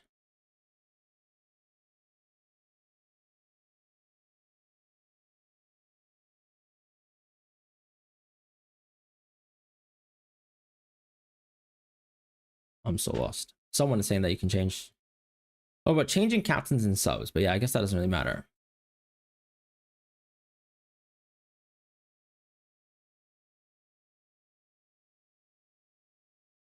Don't overthink it. Yeah, I'm not gonna do anything. I'm just gonna let this tournament play out because it's not. Esteval's an insane pick if Costa's out.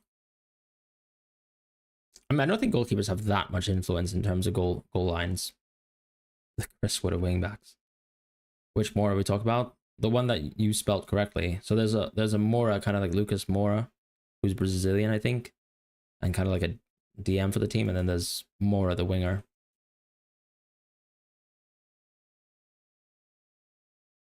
Who's Rodrigo Mora, like a kind of wonder kid. I think he's 18 now.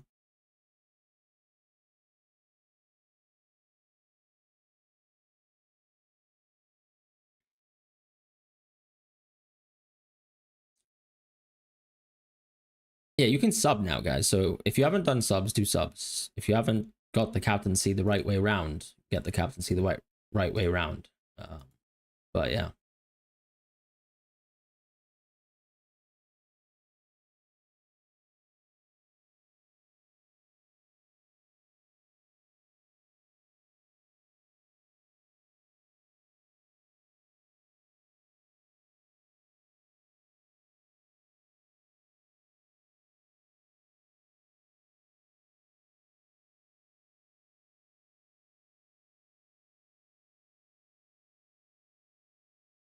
Yeah, I think if I was wildcarding match day 2, I would have Mora on my team, as I said. Mora, the young kid, of course, not Mora, the midfielder. Yeah.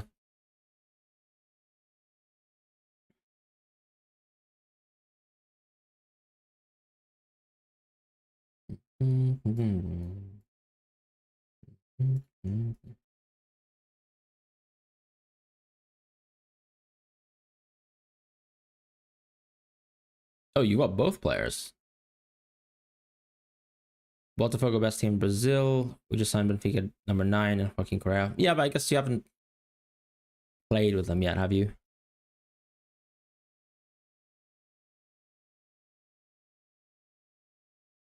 part of it too, I think, is Flamengo just have an easier group on paper because they're like, well, against the Tunisian team in game one, Chelsea's obviously tough, but then Leon's actually like quite a nice matchup, especially since Leon's actually one of the weaker teams like coming into this tournament. Whereas I think Botafogo's group, as far as I understand, is like much tougher. Like they've got PSG and Atleti, right? So chances that they get out of that group is pretty low. Although Seattle Sounders is a nice match. Sorry, LAFC. Yeah, you know, whatever. LAFC technically worse, right? Yeah, my bad, JCA. I don't know how many times I've got that wrong. Um, People have both players, right? Mora and Mora. But I'm not sure if I love an FC Porto defender. So many apps still say Leon. Yeah, Google still likes to troll me from time to time. Has the deadline passed? Yeah, it pretty much has. Unfortunately. I think from now on the deadline's basically just 2 hours out. So make your changes before that, and then I think you have the opportunity to make subs and caps from 1 hour out.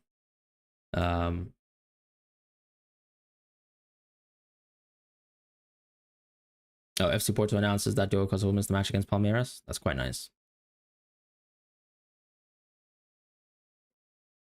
I guess the threshold for someone to wait, someone's saying that they can actually transfer players. I'm logging in, logging out again because this game is unserious. Let's try that.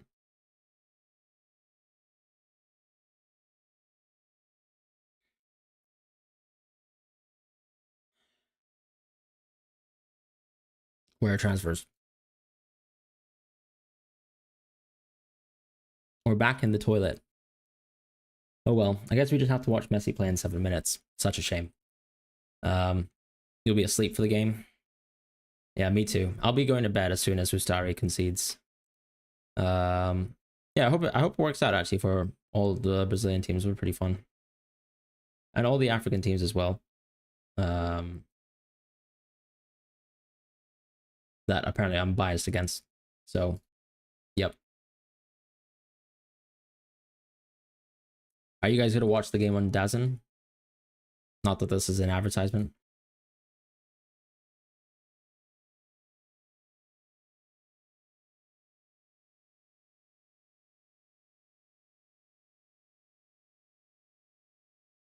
You think this tournament will get exciting? Too many haters? I mean, I'm interested to see more so the playoffs, I guess, and then obviously just the usual kind of like I don't know if there's any kind of crazy matchups, etc. That would be nice.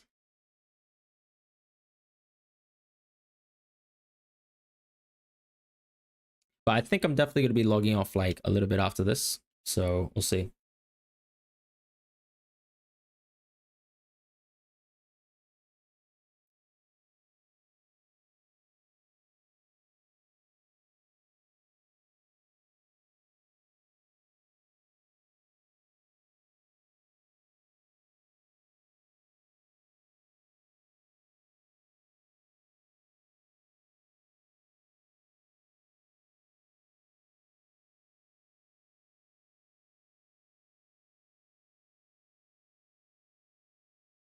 I don't really understand the whole point of the system, by the way. So like the system basically is you've got a deadline 2 hours before, then you allow people to do subs and captaincies anyways. Like if you're allowing people to do subs and captaincies, you might as well allow them to make transfers. What's the point of having two deadlines? Hate watching in 5. Yeah, fair play, Mo. I'll be hate watching with you. I think we're hate watching the same direction, right? Dante, thank you so much. I look forward to seeing you around in more streams as well. The best compensation solution is to open the deadline again before tomorrow's first game. Probably cancel today's game points. Kind of like the sound of that, to be honest. But then Ustari is the GOAT. When we really think about it, Fran is just the GOAT. Yeah, fair play. Two GOATs. Are you going to stay up live to watch the first game? Yeah, I mean, I've been watching NBA basketball anyways, late at night. And that's why I'm sleep deprived. I also happen to do a job that allows for that, but as in allows for sleep deprivation, not allows for me to stay up late. I'm kidding. You left captain as Mbappe who plays on the last day. You can change the captaincy now. Change it now. Change it now. Change it now. Change your captaincy now. Get your substitutions right, my friends.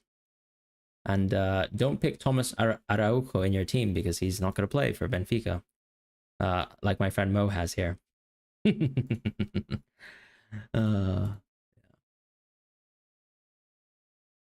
That's what we call a skill issue.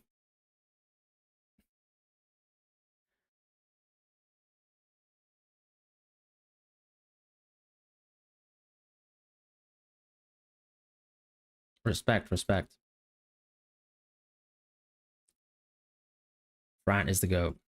This is embarrassing. It is embarrassing, Gary, isn't it? Yeah, I just made a sub to put Kelly on the bench. Yeah, put your Juve players, put your City players back to the bench. You can change the captain now. You can only really change captain twice, in the sense that you can change the captain once the first time round and have your captain play. And after your first captain is played, you can change it an unlimited amount of times. But then once your second captain has actually physically played or started their match, you can't change captaincy again. So you really only have 2 goes at captaincy, as far as I understand. It's not like you can change captaincy between every single match in the tournament. But I think a lot of people are going to playtest that, and I'll let you know if there's an update on that.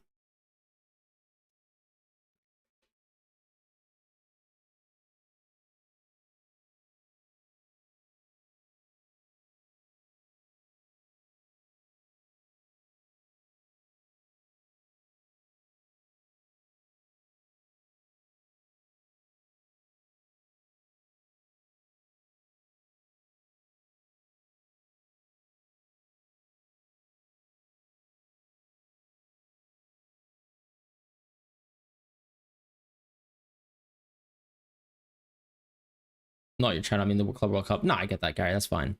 I'll see you for FPL, of course. You're going to restart the stream and fall asleep to the sultry tones of Fran. They should have just copied the UCL fantasy. Thing is, FIFA has always like tweaked the rules for every tournament they run, and it's slightly different each time round, and they copy some concepts from UCL, so it's just annoying. But yeah, I generally agree with the point that you made. As far as Captain Mustari, he is amazing. No, guys, honestly. He is amazing though. Amazingly cheap, amazingly sub 5% owned, and amazingly going to save a penalty tonight in 2 minutes and over the course of the game. But yeah,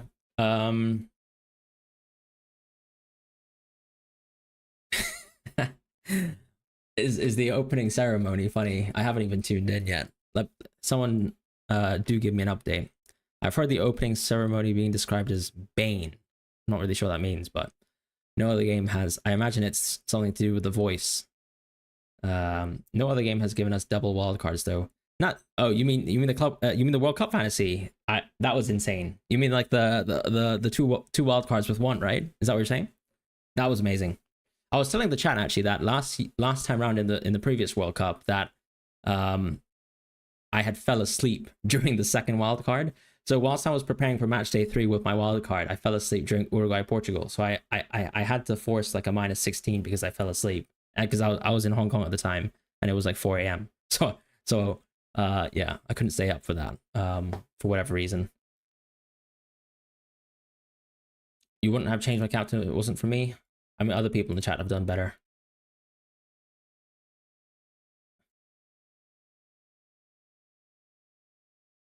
Yeah. What are the odds of Ustari conceding 1 goal and only making 6+ saves? Why does that matter though? 6+ saves. Because that's only going to send him to 3 points, right? So we won't even get the differential bonus. Wait, I'm not even using my brain. No, you need to get 5 points, right? You need to get 5 points. Yeah. Unless the rules for saves have changed. Is Messi still worth it? In this game, no. I think in fan team, yes, because in some other fantasy games for this tournament, he's a midfielder, which makes more sense. But as a forward, I don't think he's quite worth it. But once again, as I said, like this is a clash of teams that we haven't seen before in terms of strength of a league versus another. You know, we have only an informal opinion on it, but we're just going to see like these are going to be new clashes that effectively give us data. But that it's also a small sample size of data, so it's very hard to sort of take away too much from it. But all I can say is in Ustari CS, I trust, of course. Right, Ustari's in game. Let's refresh the page. Let's see. Oh, he's in game. 0 points. Come on, what are you talking about? 0 points. He's got 1 point. Isn't there 2 parts of points and every 3 saves is a point to reach the 4? No, you actually need to get 5 points. The threshold is 5 points plus. Or 5 points and above, I suppose.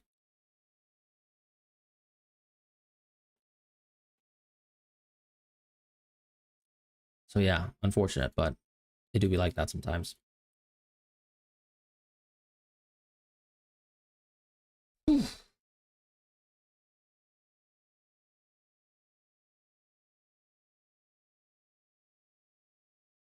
I'm so excited for Ustari to lose his clean sheet. So excited. You don't even know. You don't even know. All right, my light's gone out. Not the light in my life, but my actual light illuminating my little graphics. Let's see. There we go. Fixed it. Solved. More than 4 you misread. No, I misread it too the first time around, but you can't justify Messi when there are 3 world-class strikers and they're prime for 0.5 more. Might be factual, my friend. And ultimately, it's not even about the fact that, you know, world-class or not. It's just they play for better teams that will probably create more chances, you know? That's pretty much it.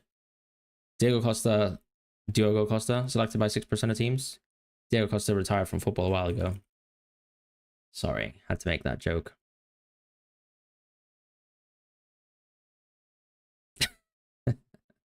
There's entering the field US style. There's announcements, right? I'm kind of watching it on mute so I don't kind of interrupt.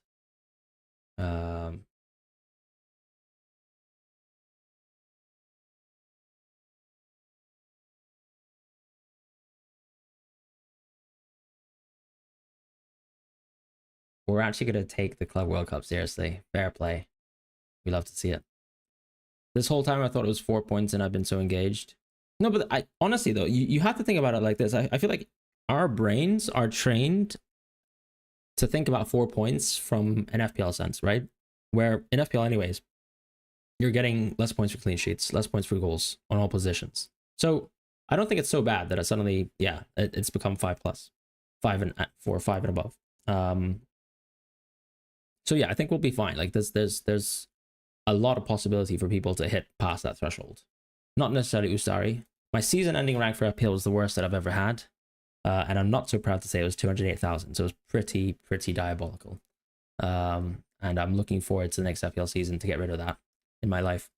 Anyway, to change the commentary language in Dazen, I'm not actually sure.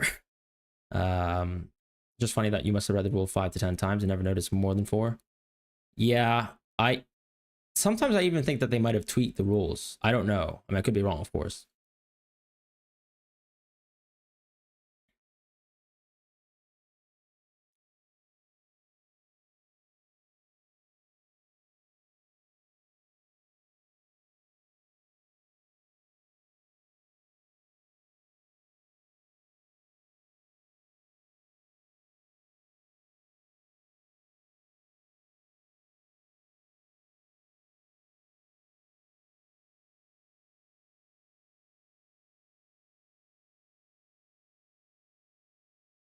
But yeah, I'm pretty sure you can watch it on free, like free on Dazen.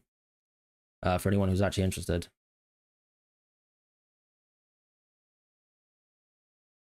Has the game actually started, by the way? Or do I have an ad? Oh, I guess the match has started. The zone. Sorry, my bad. You're right. I needed to correctly pronounce an organization. That's my bad. Mandela effect. Why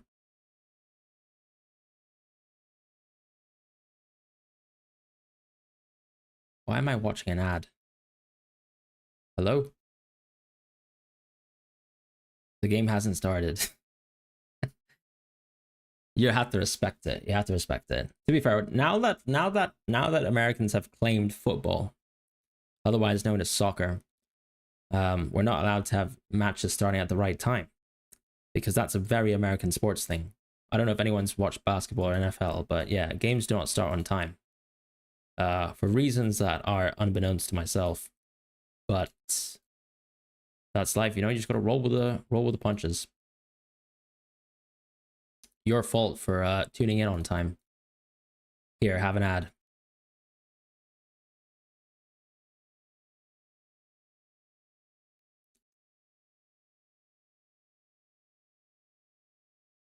Yeah, it's very much about revenues and things like that, but I guess we have to respect them for what they've achieved here, which is to make me watch another ad. And here I am watching it.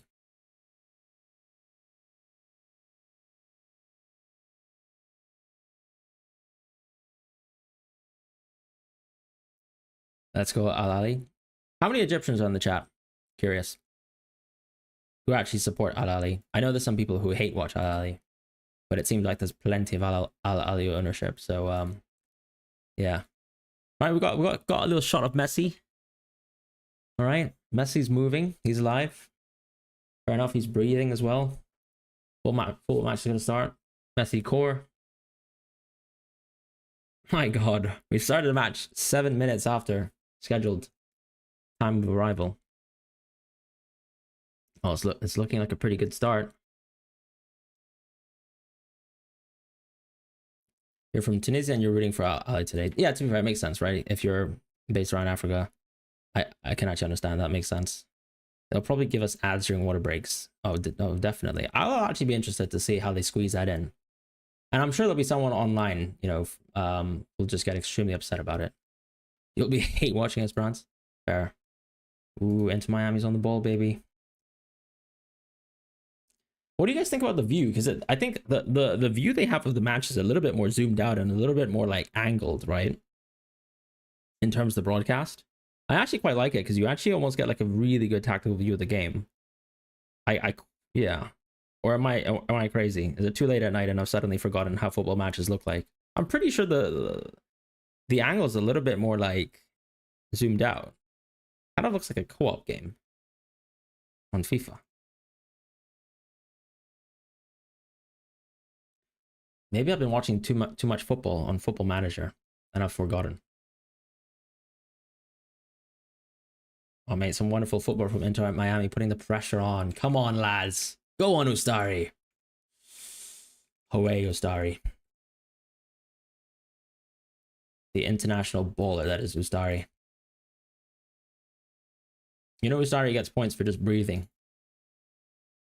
Clearly, a lot of people miss that because he's only 1.2% owned. But, yeah. Unlucky. Unlucky if you missed the memo.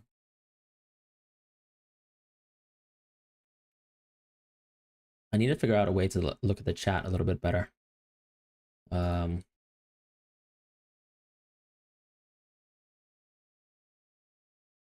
I should also tweak it, right? Tweak the screen to FOTMob or something. Yeah. My bad. I've forgotten how to do watch-alongs, but now I have remembered. No problem. Does this work out? Does this look good for you guys? Might look a little bit off center, but hopefully this works. I think we can just fix this.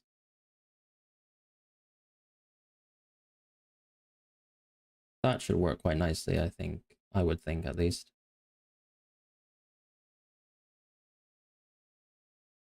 Yeah, look, this will have to do for now. Some people's faces are cropped, but did we really care about their faces in the first place? Maybe not.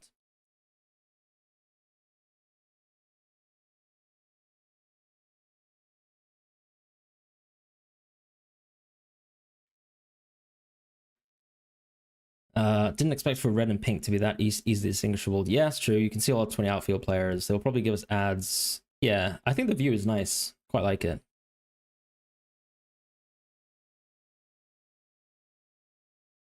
I'm telling you right now, the stream is going to be turned off as soon as I lose my clean sheet.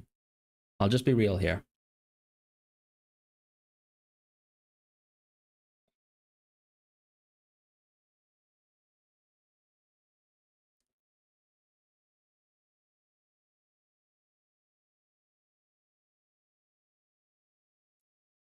Does anybody have suggestions for background music, actually? Yeah, that's true, actually. People didn't think about how good Mascherano is as a coach. Good luck, everyone.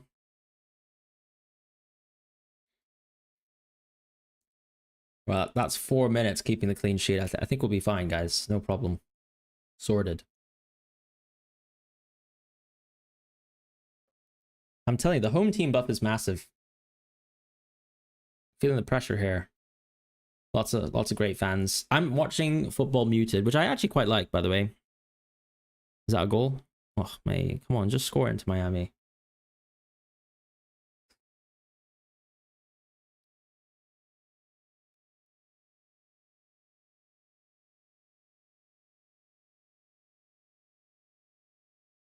Is my stream behind? I don't know what's going on.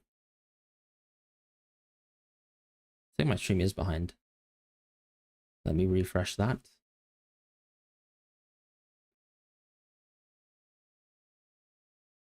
Oh my god. Is that an Ustari save? What a player! Come on. Come on. What a player. They honestly doubted. They doubted Ustari's shot stopping. But me, never. He was always the one. Pets on the minute, clean sheets lost. I don't know. 10 minutes maybe? Give me another 10 minutes, please.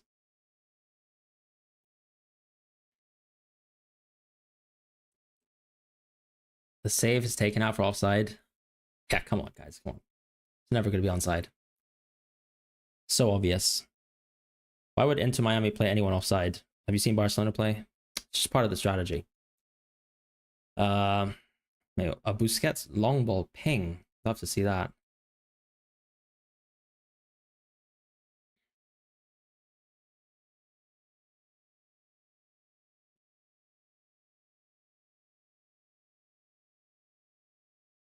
Sergio Busquets absolutely damaging the opposition. What we love to see. He just needs to take them out of commission. Sorry, I'm gonna keep that up. Apologies.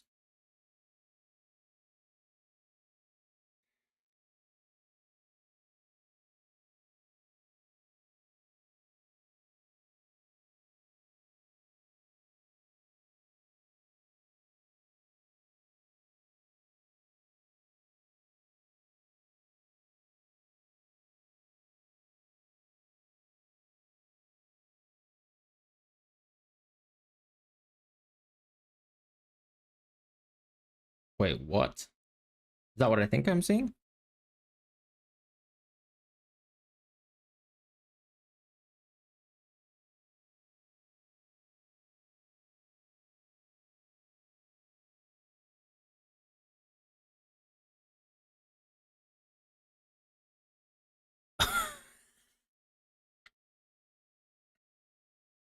Oh god. Is Ashur injured? Someone has a penalty. You guys are way too far ahead of me. My doesn't work the same. Well, that's 37% of Ashur's ownership out the way. Dusted. You know, we have to be brutal in this game. We have to be deadly. We have to be ruthless, you know. I'm sorry if your player doesn't play football, but mine does until they don't.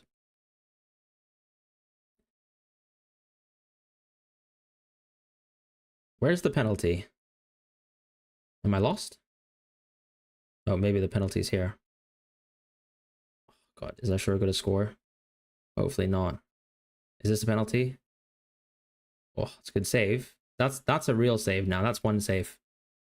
Two more and I'm gonna win. I'm gonna win Club World Cup Fantasy. Ustari is a proper legend though. You have to respect it. All right, that's Messi. With the great ball. Where's the penalty though? How far behind am I? Can someone explain this to me? Penalty. You were never planning having Ustari in your final team, but the early deadline forced me to become his biggest fan now. We were always Ustari fans. Be serious. That's right. Ustari save for life. Subscribe to that. Yeah, can someone explain to me what the penalty was? Are you just trolling? No pens. He came back on and just missed a 1-on-1. It's not a miss, it's a save. That's probably a big chance missed, right? Unfortunately, he doesn't get negative points for it. Such a shame, such a shame. I thought he was literally crying like a minute ago. Is that halfway shot counting as a save? I'm pretty sure that was a shot. It's not really a halfway shot. It's just a poor shot. Or a miss, as Mo would call it. I prefer to call it a wonder save. Which really should just be getting an additional fantasy point by itself. Alright, guys. I'm beginning to see that Inter Miami is pretty bad. But is that news to me? No, because I've actually watched them play. Unfortunately, I had the What is the opposite of privilege? But I suppose I had I don't know, the dismay, I suppose, of being able to watch an MLS playoff game. And it wasn't pretty. The quality of football on display.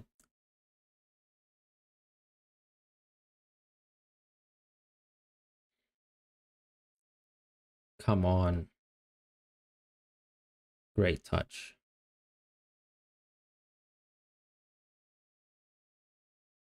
Yeah, I thought he would have liked it, but that's something for the GCs. Yeah, fair.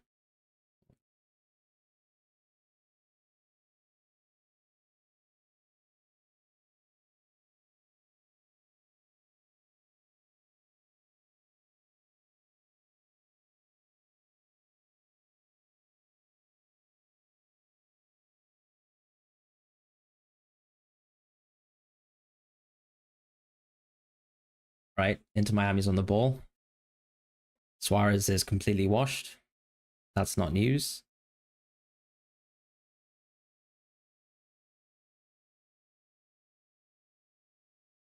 Oh my god, Redondo, you are a baller. My defender. Not really a defender, but let's just say defensive midfielder, I guess. Prolific. Or defensively minded midfielder. I guess he's not even really a mid. So it's Lord Busquets who's doing the work.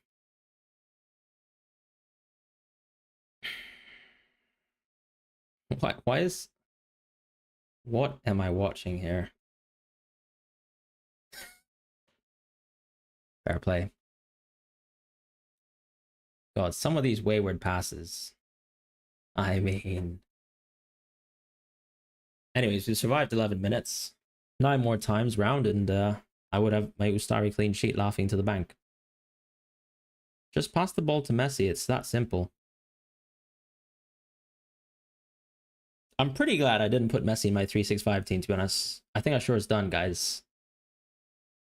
Guys, I'm gonna be real. We've already won.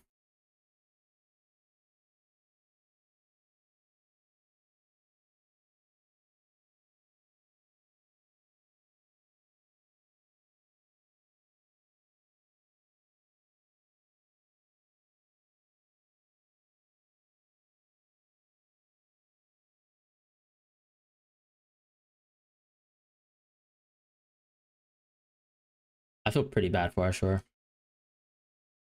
Do I, though? I own Ustari.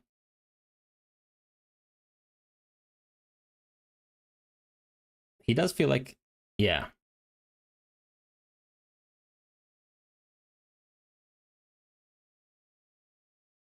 Guys, do you think it's in poor taste if I celebrate Ashur being down?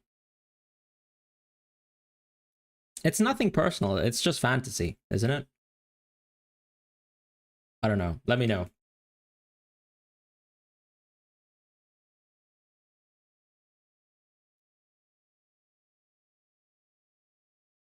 This is what I plan to tweet out, and let me, and tell me if this is the wrong approach in life. Said Emma Ashur is out of the game. I can't lie. Ustari Oni's owners, we are feasting. What do you think? Do you think that'll get me cancelled?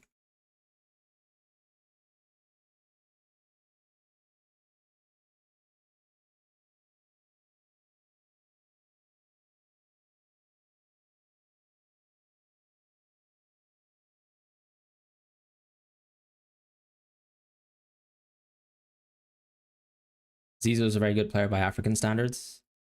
Yeah, that's fine. Love the early deadline, meaning you've got Ashur. I mean, were you gonna change your draft? But you've got Ashur and Ustari? You're trying to play both sides, weren't you?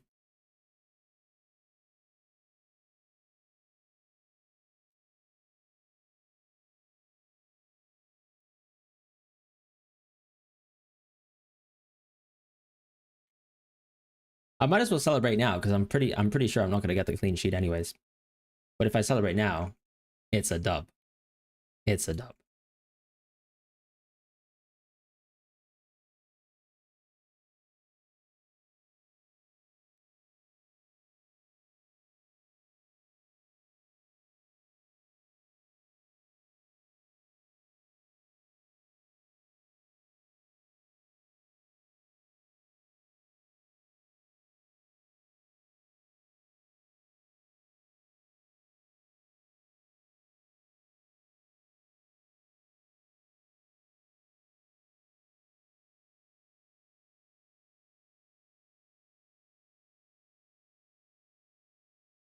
All right, we've survived 15 minutes. This is pure cinema, as Martin Scorsese would say.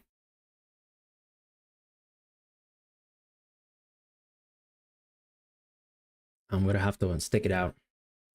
I'll probably watch the halftime, and yeah. But I guess it doesn't feel so good if you go to bed and you think you have a clean sheet, but then you wake up in the morning you don't have a clean sheet. It's probably not the best way to approach football. So maybe I have to watch the full game. What do you guys think? Messi free kick miss, owners unlucky. The fantasy website is not live updating the count saves. I guess it doesn't matter, right? Until he has 3 saves, I don't really care.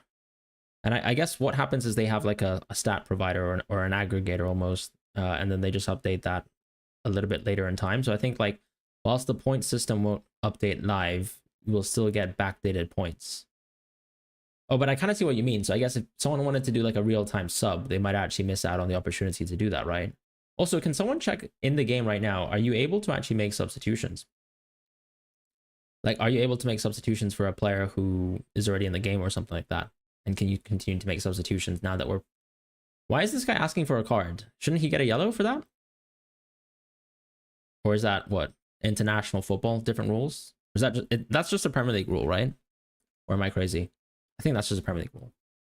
Miami always start really slow. You're going to miss 6 goals second half. I feel lucky right now as I was planning to have Assure in your final team. Instead, you've got Ustari now. That's the life we live. Ustari supreme. And you know what? As I always say, it doesn't matter if we don't have Ustari because we've got Trubin. And if Trubin doesn't keep a clean sheet, then I won't make content. That's fine. Simple. It's all good. Oh my god. Ustari might be the best player of all time. Do you see that? Little ball recovery there. Doesn't get points for that, but gets my heart. Into Miami are absolutely diabolical. I'd prefer to stop watching them as soon as possible. So I probably will be targeting that early bedtime. Because I think, yeah. Yeah. Although I still love Ashur. You can sub everyone that isn't playing. Fair play. It had to be me, or it had to be him, or rather Usari or Ashur. So yeah. So when does Messi play football? Don't watch your heroes grow up, otherwise known as don't watch Suarez in an Inter Miami kit. I have seen him score in an Inter Miami kit, to be fair, but it ain't the same, is it? God. I do miss watching Busquets play football, though. That guy's one of my favorite players to play in a Spain kit. Why are you trying to do a skill move in that position? My god, Frey. This guy's gonna tilt me. I already know it.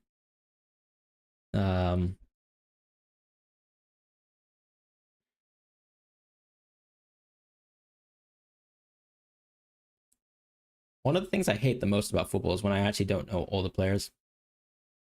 That's my pet peeve. Like, I actually would like to know. Oh, mate, that is excellent pant pulling. You have to respect that. That's defense. These are the people keeping Ustari's clean sheet intact. Or is it intact? Ooh, good little header. Why are you asking for a foul? Play on, Busquets. Was that Suarez? Oh my god. Is that an Usari save? Oh, we are in business. I think that's 2 saves, because one of the saves was against an offside, right? By the way, Inter Miami are absolutely horrible. So if I keep my Usari clean sheet, you know, I'm a sinner.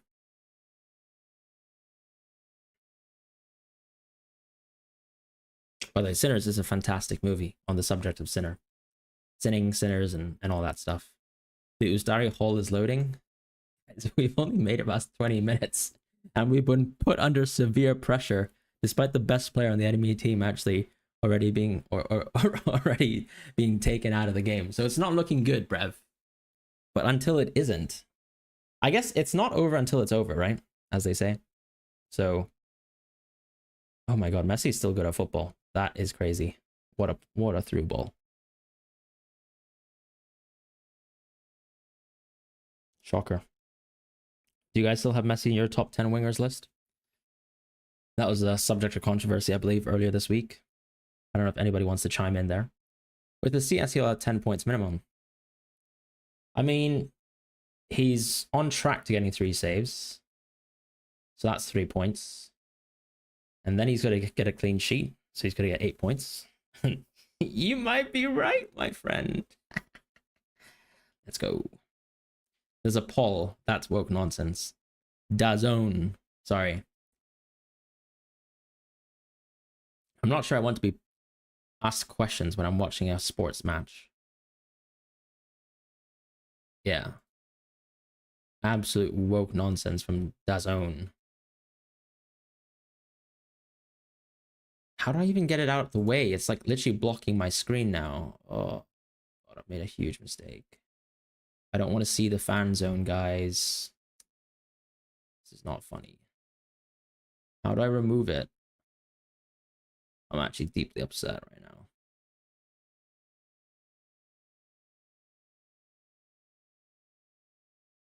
Why do you have to make Usari's life so hard? Goodness gracious. Abu Ali, just relax, my friend. Just keep it calm.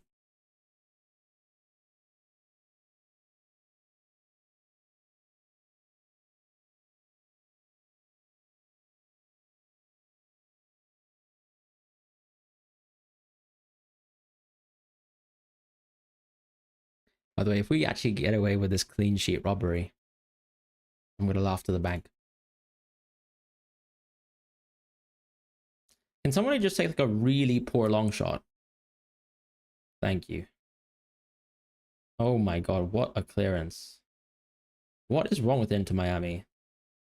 Just realized that they're an MLS team and therefore horrible.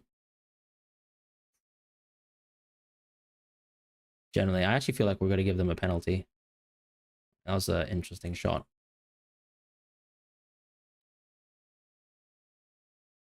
How loud is the stadium right now? Because I'm still watching on mute. The Abu Ali owners that don't assure he is on pens right now. Ooh, I'm in trouble.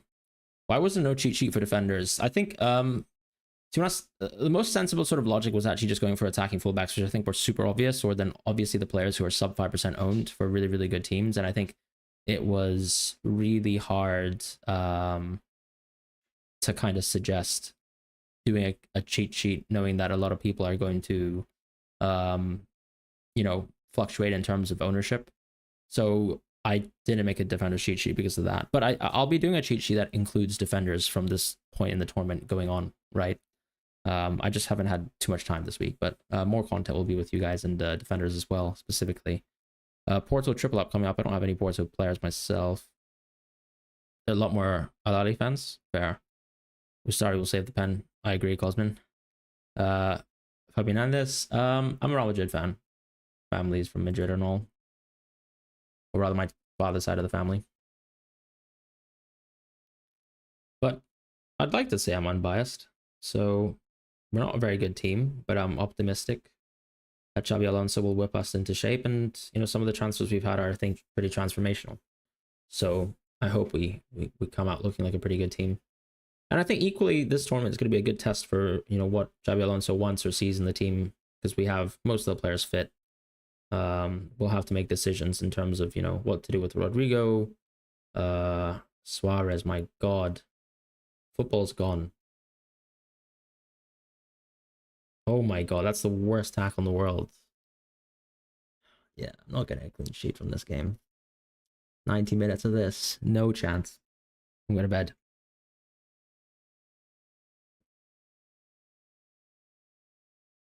Zizou's going to be on pens. Let's just look at Al-Ali penalties on transfer market, because I can't say I know much better.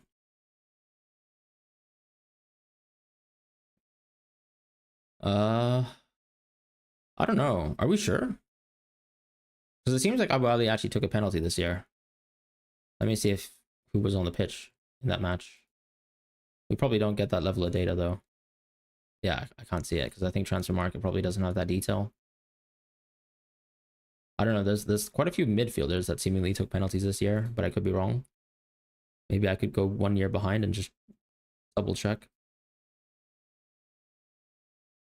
Is that's a save, right? That has to be a save. Tell me that's a save. That is a save, please. That's a shot on target in my books. Yeah, I don't know. Or is, oh, I guess because oh,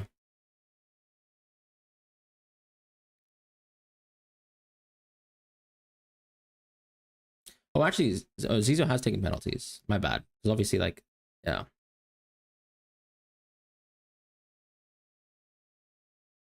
He's taken... How many penalties is this?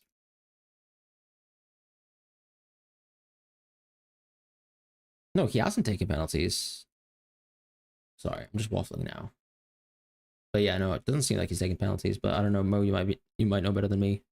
Ref body cam. Oh,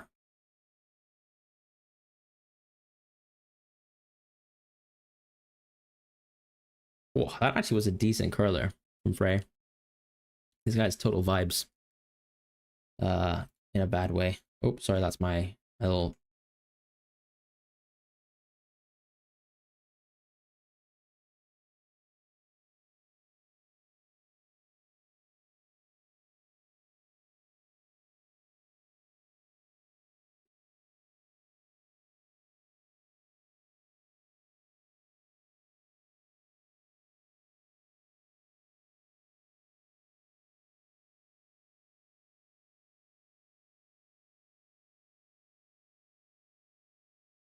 Jeez, what is this game? I'm actually struggling, guys. I'll be real. I don't know about watching Into Miami. I'm just thankful that Benfica play Auckland next game in Matchday 2. So that's all I can really say. Because I'm not looking forward to watching Porto versus Miami. And right now, I'll be honest, I'm regretting not owning Porto players. But maybe I can fix that next Matchday, I reckon.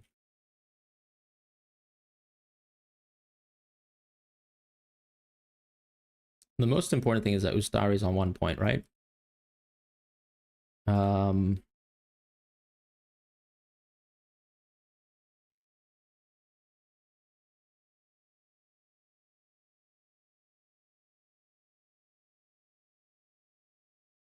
Messi, what a player. And then there's the rest of Inter Miami.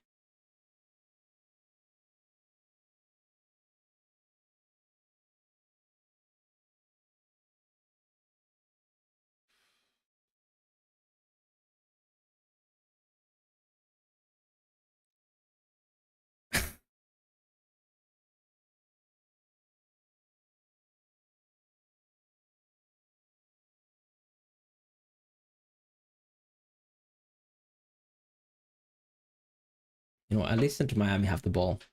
Gives me a little bit more peace of mind. Other than that, I don't know what to say.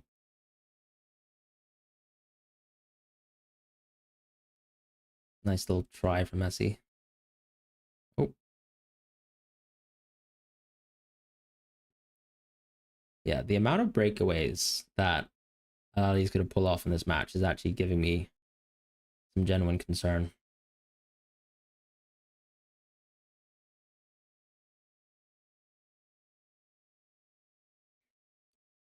Let me check another outlet to see whether they've tracked the saves correctly.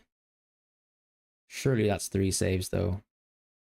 Nah, they only counted it as 1 shot on target. Oh, I'm upset about that. I don't know about that. I feel like Ustari's made 3 saves. I'm upset. I'm upset.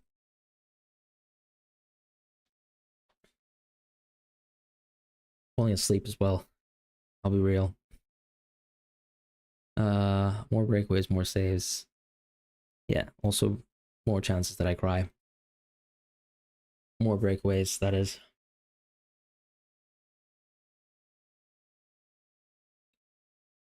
This is the banker for Ustari, though. Surely this guy's offside.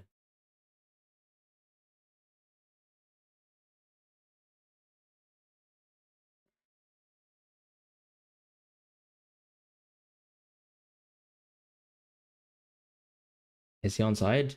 Oh my god, he actually looks on this. No, he's not. Good celebration, buddy. It's a good touch, I guess. Also, Ustari is incredibly slow, so that's positive. No, that looked onside, bro. I mean, sorry, that looked offside from the first replay. I guess you responded the same. Messi. Oh my god, that's a red hot screaming yellow from Federico. Whew.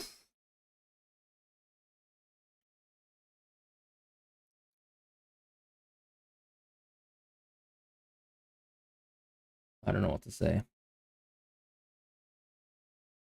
Maybe if we injure all the LA players, I can keep my clean sheet. That's probably the strategy of choice. Could work out for us. You get what I mean?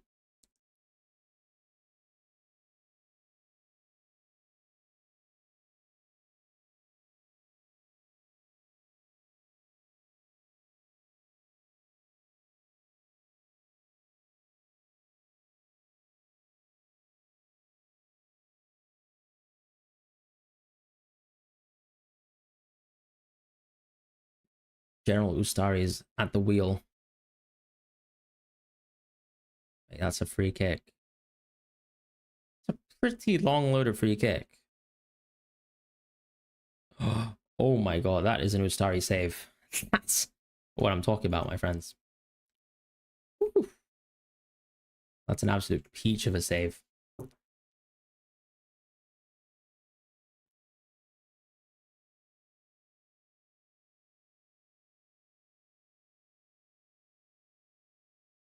I'll be real, look, the clean's not looking intact, quite intact here.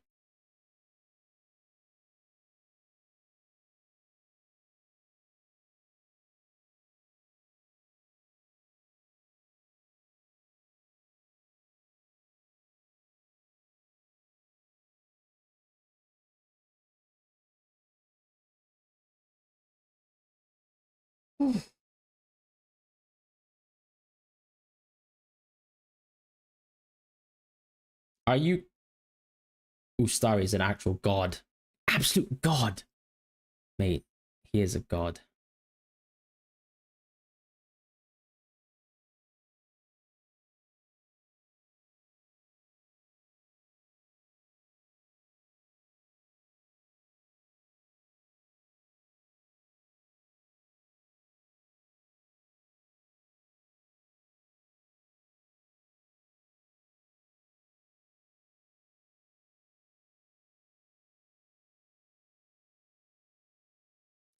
All right, guys, rev up the engine.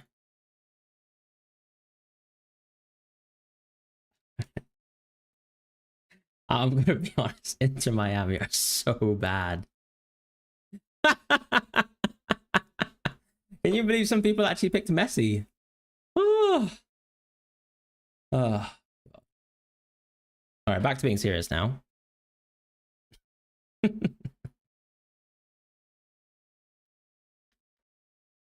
Oh my god. Oh. Inter Miami are actually horrendous. Oh.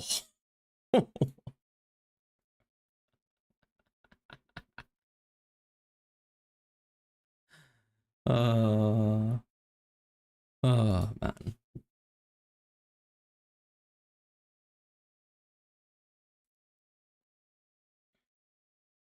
Back to business. Your second goalkeeper is Mark Gesson from, again, Benfica, so you're kind of counting on poor finishing for 60 more minutes. Yeah, me too, my friend. That was actually a good save though. No joke. This guy, he's on the PEDs. Well done, Ustari, my man. Ora jugador. I do feel bad about not going for the Araceta from oh, Messi's on the ball. He's at the wheel. Ooh. I guess at this age, dribbling one person's good enough. Messi looks down though. Hey, Ustari actually might be the GOAT. And Messi is down. Ooh. Oh, Ashur is down. Maybe Messi's down too. Next. How bad was it? Was it knee contact? I think that just hurts, right? I don't know. How bad do you think it is? You think it's mostly pain?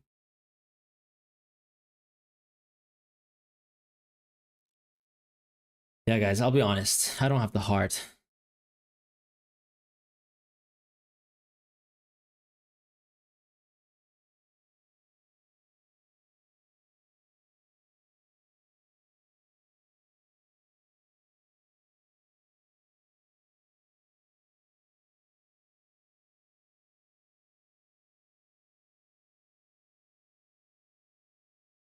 So between the fastest of Ustari losing his clean sheet and halftime, whatever comes first, the stream will end. But it's been a pleasure streaming with you guys, and I've enjoyed the watch along. And oops, I'm sharing my chat, so I probably shouldn't be doing that on stream. But yeah, well, that's pretty much it.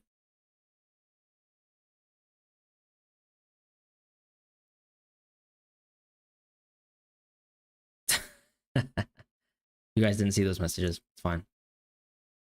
Don't worry about this. We move.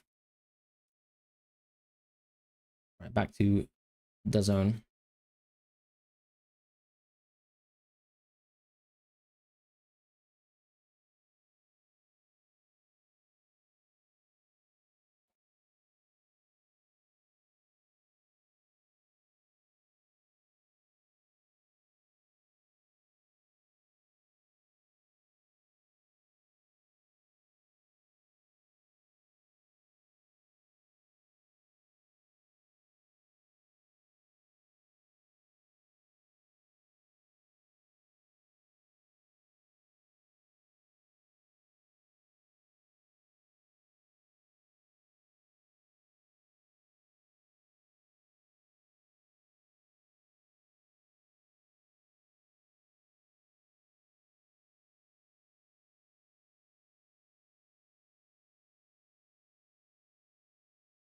Mascherano's not happy.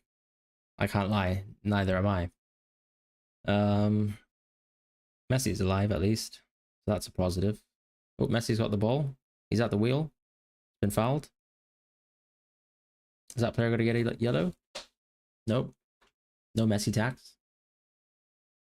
Ooh. The American fans want the card.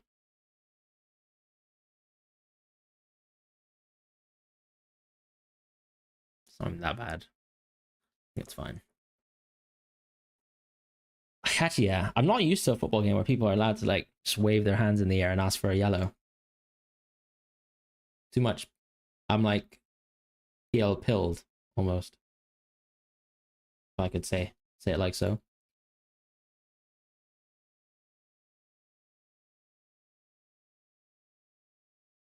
You've got one Messi free kick. Good little dink in that. Ooh. And it's turned into an Al-Ali counter, which is obviously what we want to see. Messi has to defend for whatever reason. Okay, okay. Oh, God.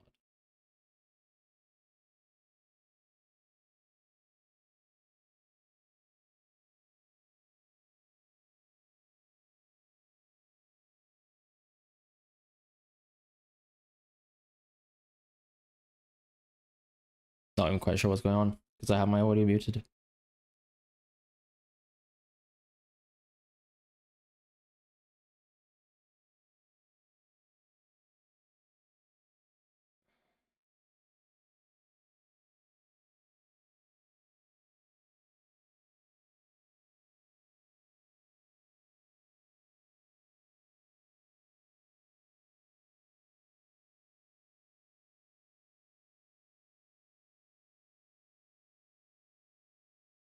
How is that not a red card, by the way?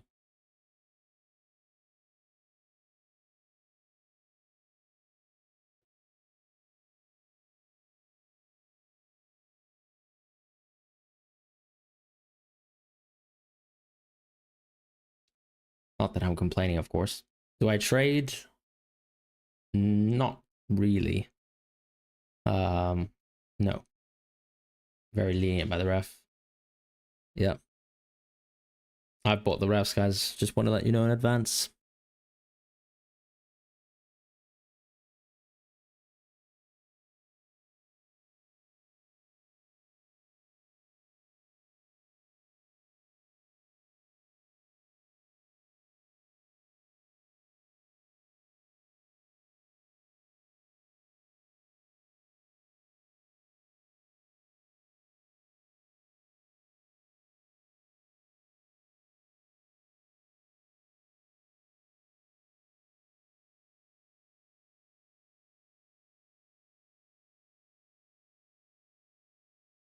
Is that a penalty? That's a penalty. Okay, guys, we need a Ustari penalty save right now. Okay, we probably didn't want Ashur out of the game. All right, we need a pen save. Big time, guys. Big time penalty save. If there's no penalty save, obviously, as you guys know, the stream will be shut down. You'll never see me again until, I don't know, sometime in the future, I guess. Is that penalty? Doesn't really look like it. I might be wrong. There's VAR, of course, right? Don't do the referee cam, please. I don't think there's enough contact, though. Whatever. Fine. I'm wrong, I guess.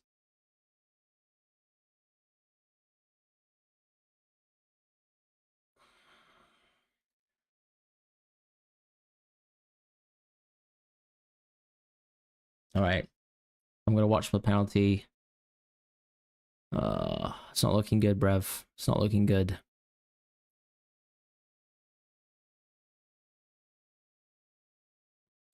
Ustari, I need you to change my life. Change my life, please.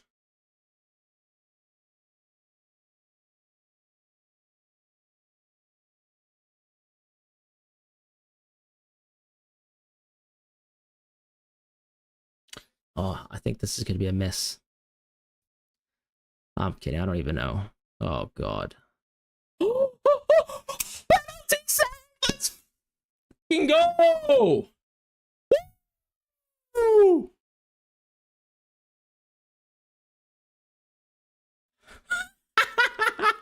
Let's go!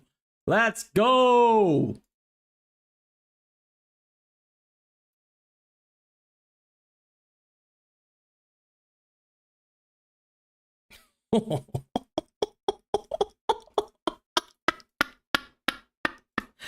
Let's go.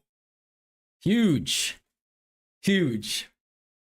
What, guys, can someone go early into the stream and clip the part where I told you guys that Ustari is getting a penalty save, and someone please find that clip so that I can post it on Twitter. Please. Tell me right now. Tell me right now. Yeah, that's right. As long as I don't have to play FPL 24-25, I'm allowed to get good luck. And here it is. Some good luck. I'll take it.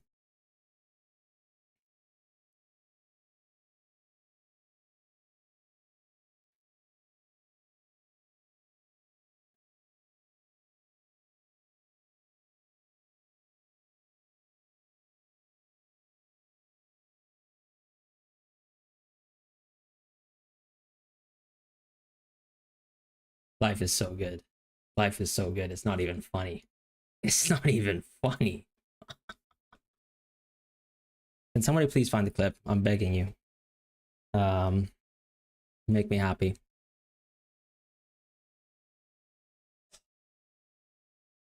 Honestly, after a whole 2025 full of SH, can't say the other two words or letters, but that is some fantasy luck. And we are back. We are so back even. I'm happy. I could even cry tears right now. I'm so happy.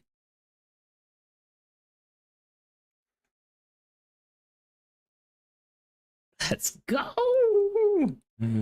Oh, how many points of penalty save? Good question. Let's find the answer, because I've forgotten already. I have forgotten what life is like on Mars. 3 points for a penalty save. There's absolutely no way. Please tell me there's more. Is it just 3 points? Are you being serious? Can't be 3 points. Has to be more, right? Let me check. I'm so happy about that. I can't even explain it. I'm so happy. I'm so happy. It's only 3 points. There's no way. But he has 6 saves. Because I guess the penalty save counts as a save as well. The scouting bonus. Oh, mate, we are licking our lips. Who says sub 5% owned players are bad? I'll have to sit on that one. No, I'm kidding. It's just nice to have some luck sometimes. So yeah, happy about that. Thank you guys. From memory, it is 3. You're right, it is 3. But it counts as a save, so I guess we have 6 saves now. Because this guy is absolutely balling out of his mind. Not Messi. Ustari, that is. Right, Messi is actually pretty good, huh? You forget sometimes after getting destroyed by Messi for like most of my childhood. How have Inter Miami not scored there? No way. Abu Ali's injured as well. Nah, this can't be serious. Nah, okay, he's fine. I thought Abu Ali was an attacker, you know. Pretty good defender, it looks like. No, I'm kidding. 10 rubbish players, 1 good goalie. Yeah. I'm so happy. It's actually unironically funny. So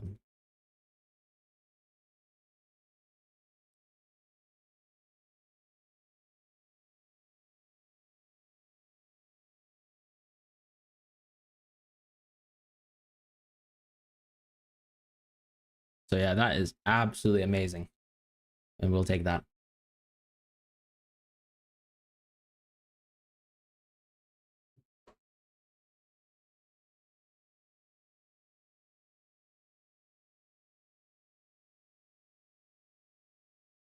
Soccer is not footy. I'm so confused. Footy is not soccer, or soccer is not footy?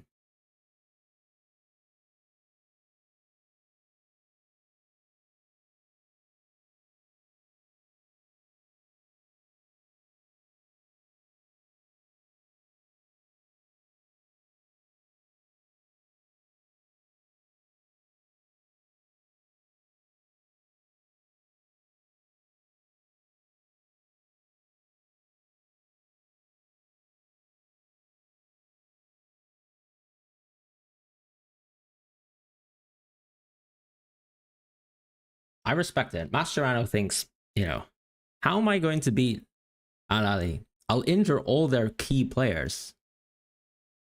Brilliant strategy. And then Ustari will get a penalty save and make 6 saves in the process. Did people actually captain Ustari?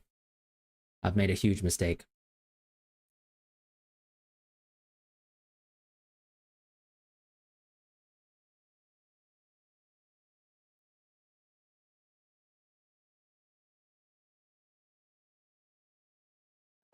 I'm so happy. I honestly, I can't explain to you how good it is to actually have a little bit of luck in a fantasy game, because I know it's mostly driven by luck, but you can make good decisions. Has this game been any good? If you mean good, I guess we've seen how bad Inter Miami are. So to that extent, I suppose it's been good. Eye-opening to see how bad Inter Miami are.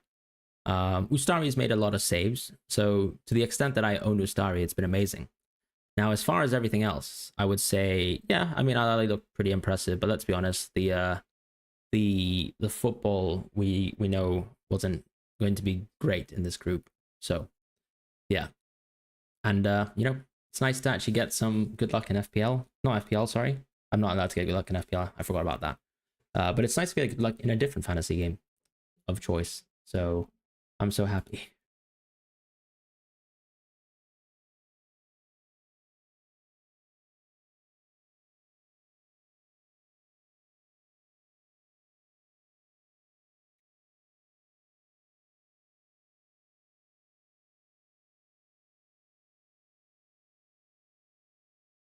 Yeah. What do you guys think? Shall I stay for another half of football? We already got the scouting bonus, baby. We're in business.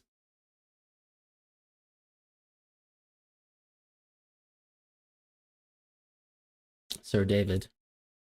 Yeah, I don't know. I mean, Sir David, I think already, like, I think just pulling Messi alone was already the commercial aspect to it done, right?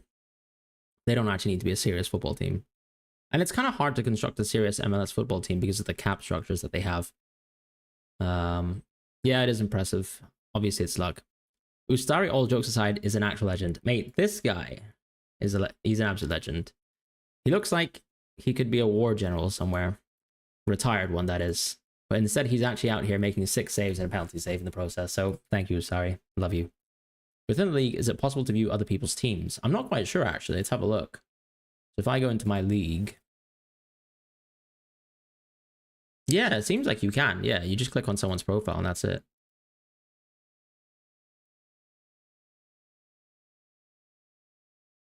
He needs to go on the wall. Nah, I mean, okay. Let's be real.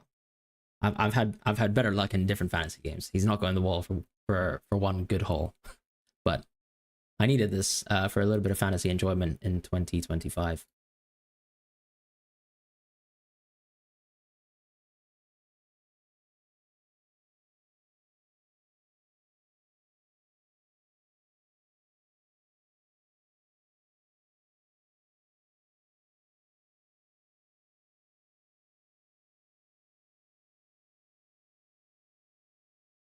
He finished 23rd last season Bundesliga. Incredible, mate. Congratulations.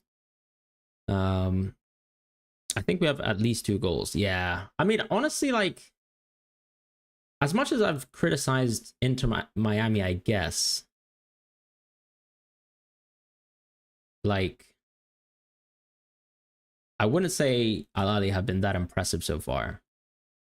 You know, just the other team's really bad, and that's a positive, right?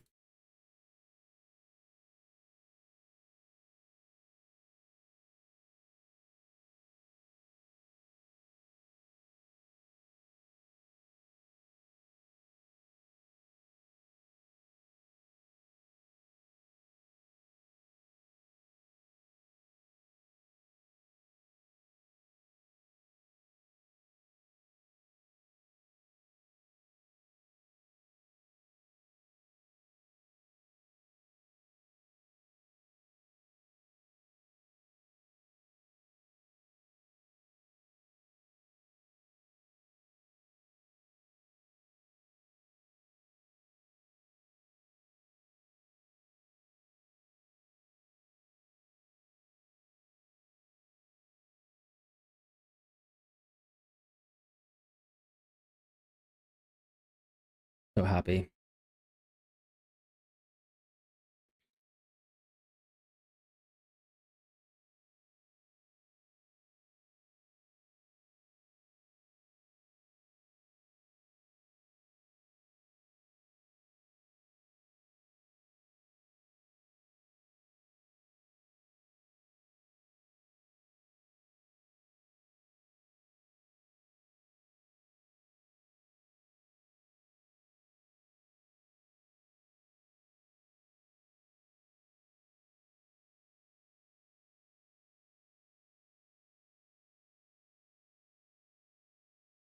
I don't know if I have the energy, guys. I'll be honest. The adrenaline went into the penalty save, and it's all over now. FPL, you're from Brazil. It's a pleasure to be here. Awesome, Vitor. Appreciate you being on here. You're a new soccer companion for US time games. To be honest, I am based in London. It's 2 a.m. right now. I'm pretty tired, but I could be a soccer companion for most part. I just generally like watching football. So I'm here to do that. Within a league, is it possible to view other people's teams? Yep. Sorry, I literally responded to that previously, but yeah, I am. I'll try to watch as many of the games as possible. I don't know if I'm going to do watch-alongs all the time, if I'm honest. But, you know, if I'm around, I'll probably be able to watch some games in the evening tomorrow. I'll definitely be out and about in the day and kind of keeping track with the Bayern game. But other than that, I don't know. Yeah. For the most part, I'm just going to keep track of all the football and stuff. But yeah. Fantastic. Appreciate that. That actually is a nickname that has been bestowed upon me before. Uh,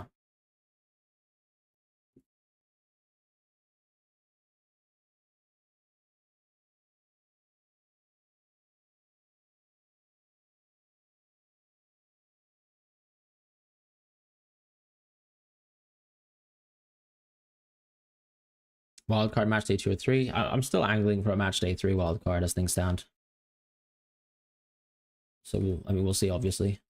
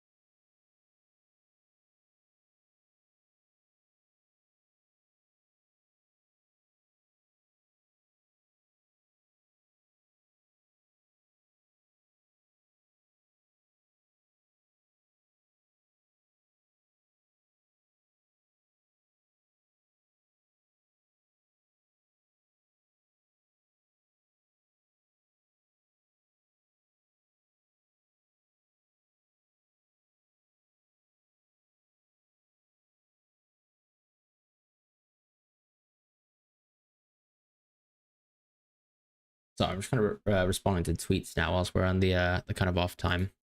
I think someone who actually tweeted about Ashore somehow deleted their tweet, which is interesting.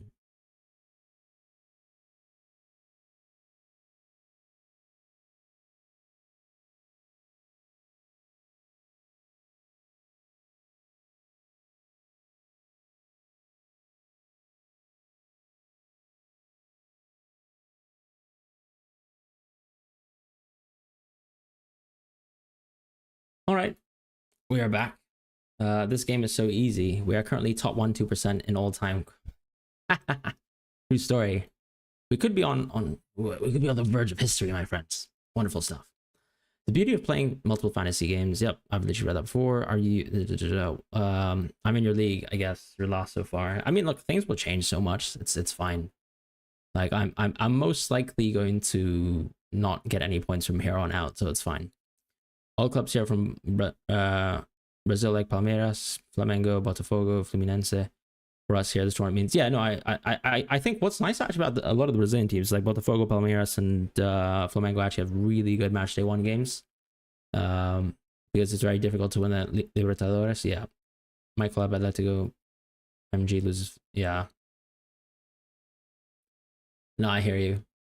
I mean, like, obviously, like when I watch the atmosphere of like the games in the Copa Libertadores, it's like incredible, right? Yeah, like I know how much it means for a lot of fans within South America, so it is a very impressive atmosphere, which I think we don't quite have necessarily in Europe. Obviously, we have got huge crowds, and to be fair, I don't know, when you look at the derbies in like some countries, like maybe I don't know, like a Turkey, for example, or Serbia, like it is quite impressive as well, the atmosphere. But yeah, obviously, like it's nice to see how much football means for people. And whilst obviously I spend a lot of my time focused on, I guess, big 5 European leagues, I'm totally respectful of the fact that there's a lot of football. Like for example, like I've got family from Colombia, right? So my father-in-law doesn't really care at all about stuff happening in the European leagues, which makes sense. Only the video games were able to join a lot of clubs together. Do you play any games like Counter Strike?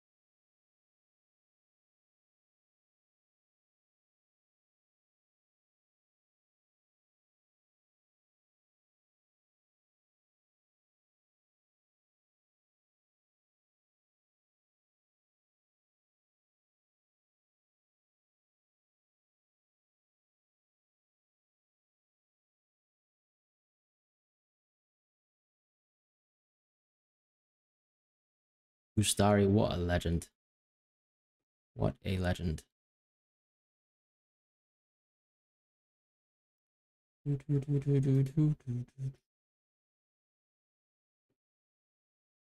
Alright, players are walking out again, which is nice.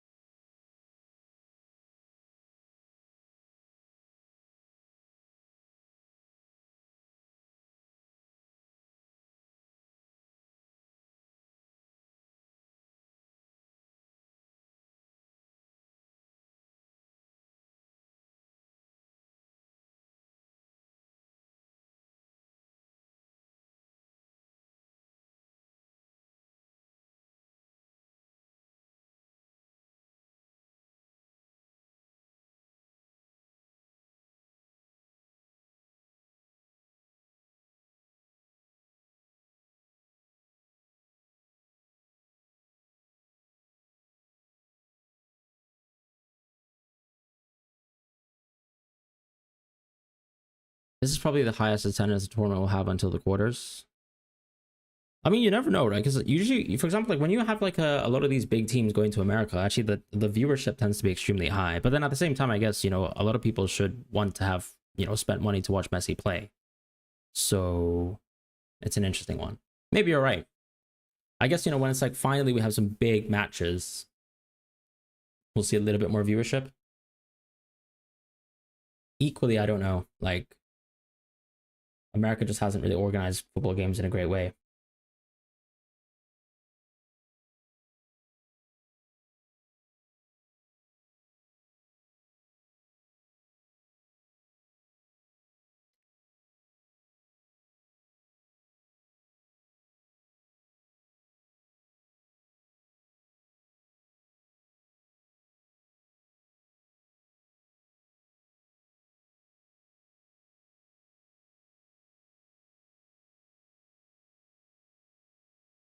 I'm gonna stay. I'm gonna stay here until the end of the game just to watch, just to kind of post the Ustari score at the end of the day, because we've bagged our points, haven't we? A lot of our points, at least the points we wanted, I suppose.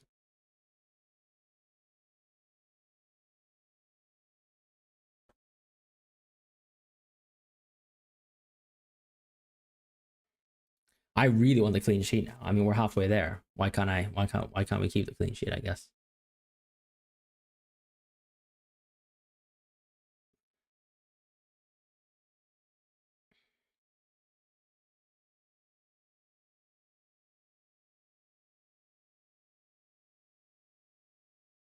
Do you think the attendance is high, Colin, because specifically of the Al Ahly attendance, and then also just Messi playing as well? If the prices are also dropped for the other games, the Mexican game should have high attendance. Yeah, that makes sense. I mean, there's obviously some of the news around security, which I don't really like to hear, but I mean, I'm not going to talk about that on this platform, but you know, it's not the best of news. Obviously, I haven't seen more up to date reporting on it, like even as of today. So we'll see what happens there. But hopefully, it's all fine and people can enjoy this tournament as it should be. Because I mean, I mean, American football's been awful, but I think you know having access or a little bit more growth of our game in the American market is just huge, right? Because they're just gigantic consumers. So I'd be very much happy if we could actually achieve that.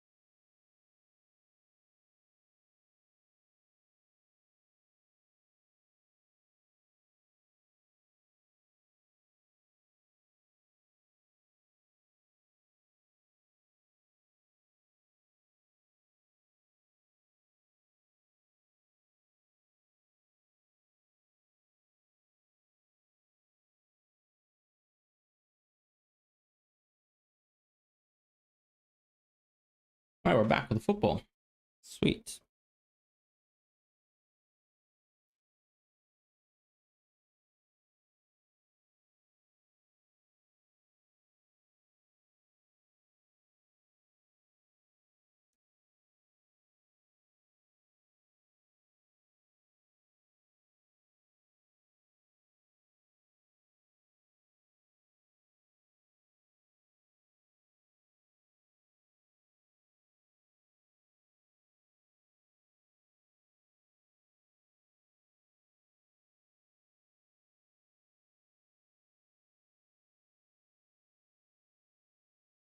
I'm not gonna lie. I feel like every time we saw like a little bit of a duel between like a Miami player who obviously makes a foul, an illegal foul, versus like someone within the Al Ahly team, like, it feels like the Al Ahly player is literally on the verge of injury, um, which is obviously not great. Pretty unlucky if they have any more injuries in this game.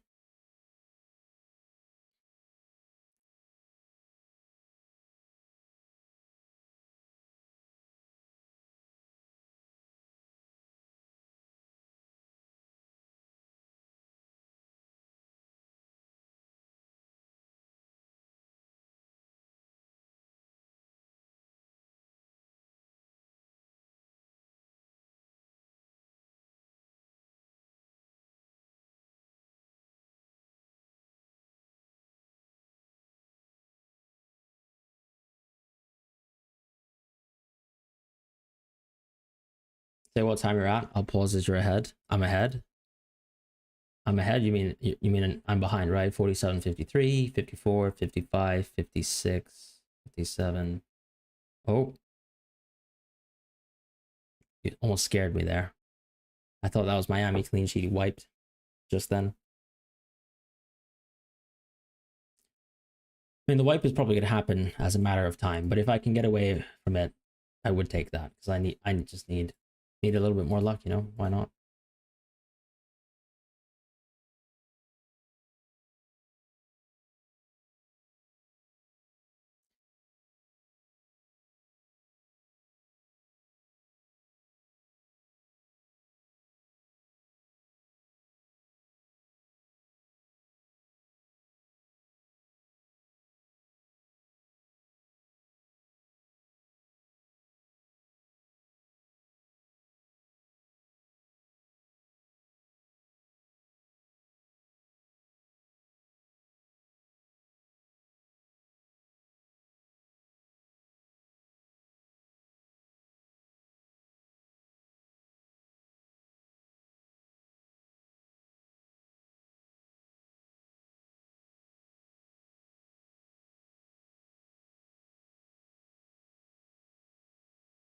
Other, are you guys able to change captaincy now? Let me just quickly have a check, because I need to have a look. But the player of the match should absolutely be Ustari, but unfortunately you don't get points for player of the match. Yeah, you can change captaincy still, so that's working as intended, I guess.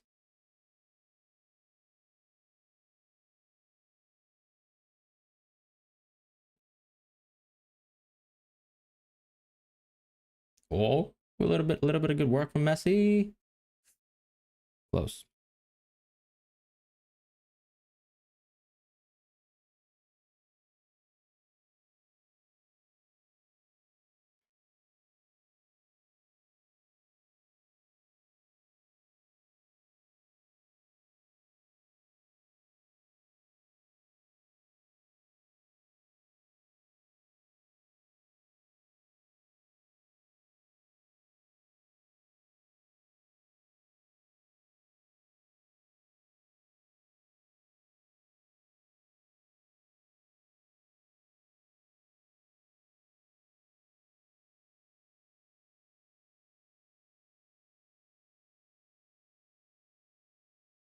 Ooh. Oh my, what are they doing? What are they doing? How has Messi not scored there? That's not even Messi, is it? Sorry, I was literally alt tabbed. Why exactly did the Al Ahly defender do that? Allende should have scored.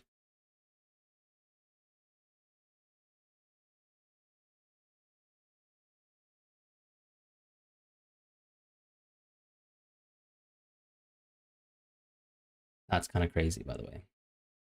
John Score, are you with me still?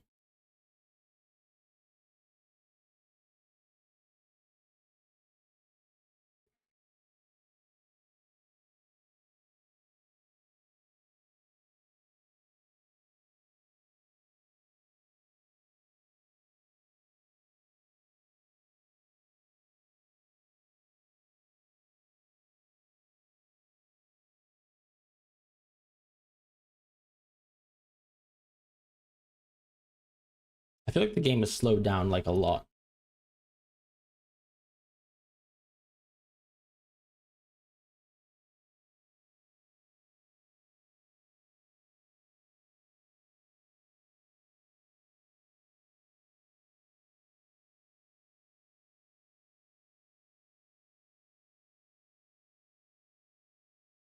The game is becoming a little bit of a mess, which is nice. I need a little bit more chaos in the game. The legend Sergio Busquets throwing a foul there. Fair play.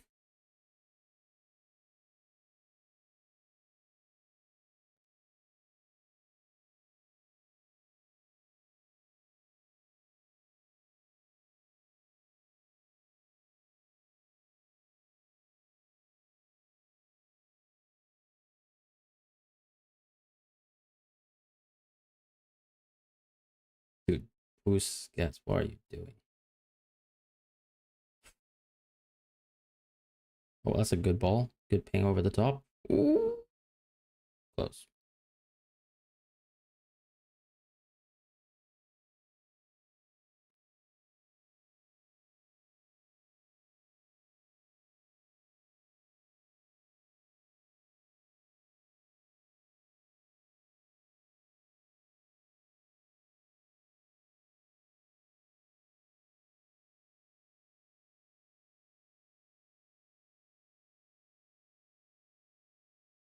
7 more minutes and we can post another Ustari screen. No. We have to wait for the clean sheet. I'm not posting in 7 minutes. That's asking for pain. No. We can't do that. It would be nice though, but yeah.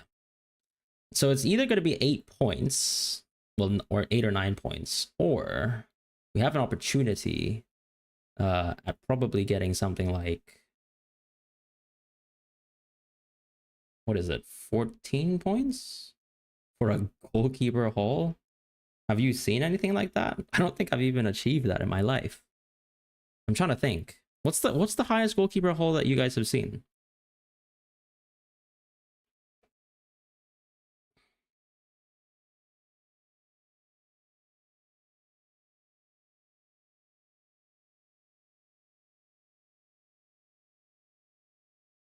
You know what's something that I'm actually quite interested in seeing? If the scouting bonus actually applies to someone who has 5% ownership. Like, what if they made a mistake and someone who actually has 5% ownership might actually get the scouting bonus?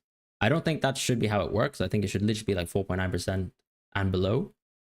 But I would be curious because I've got Pavlidis, and if they apply the scouting bonus to him, I would be really pissed off because I think I would have wanted to have Di Gregorio from Juventus, but at the same time, I've got Ustari, so I can't complain.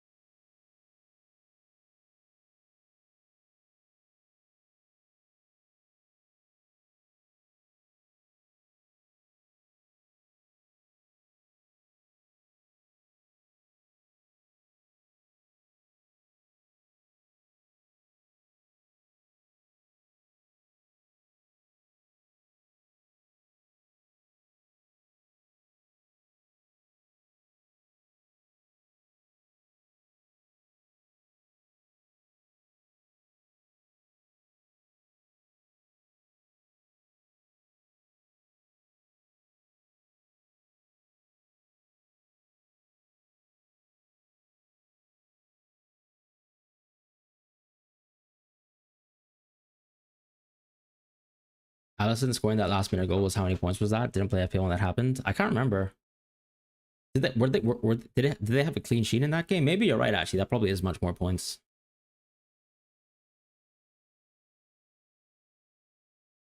But you never know. I mean, Ustari could still score, right, guys? Right?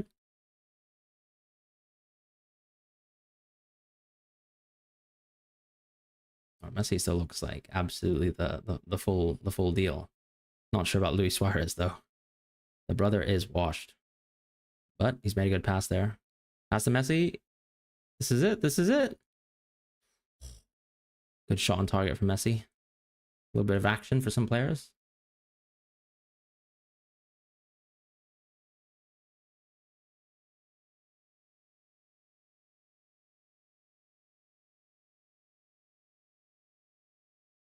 Guys, I'm gonna be honest. I don't know if I can make it anymore. Messi gives the pen to Ustari. That's not gonna happen. But hey, it could. uh,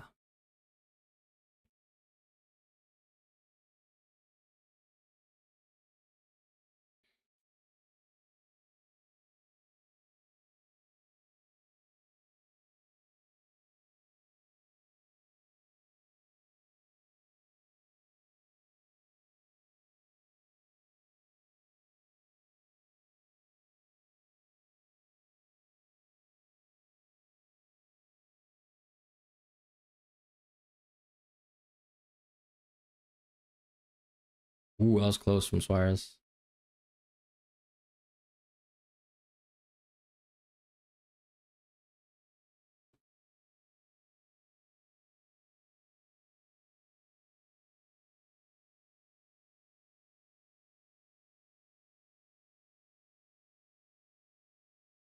Ustari save. Is that? Do you guys think that's a save? Do you think that's a save? Do you think that's a save? I don't know. He probably deserves a bit more points, so let's just say that's a save. I reckon that's save number 7, right? What do you guys think? Subscribe to the idea or no?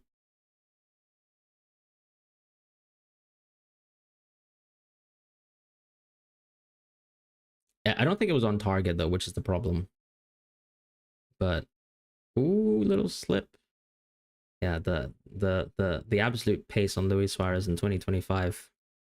Something to behold. God.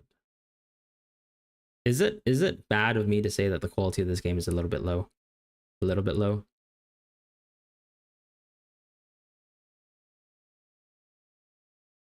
I don't know. Feel free to correct me, I guess. I mean, Miami have looked better this half, if I'm honest. But yeah, I don't know what to say. At least you can tell I'm committed, right? You can't say you're committed until you've actually seen into Miami, play Al Ahly in Matchday 1.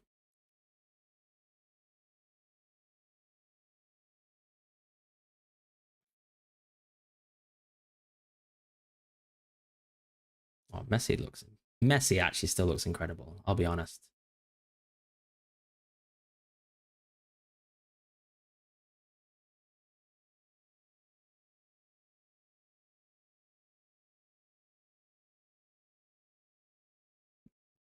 Like, I'm sorry, but like he is playing with some pretty bad teammates.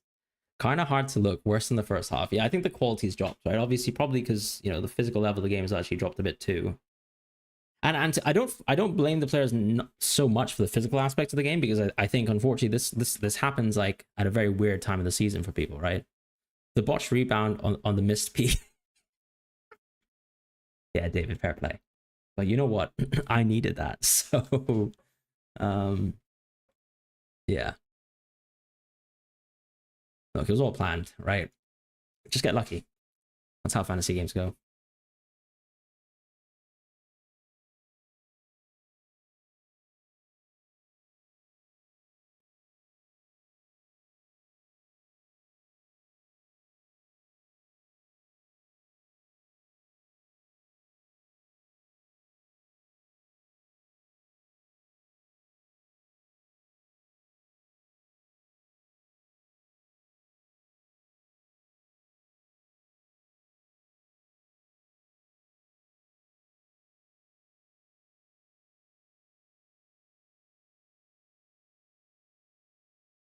All right, we've made it to 60 minutes. So Ustari is currently on 14 points. You think we can hold on to this?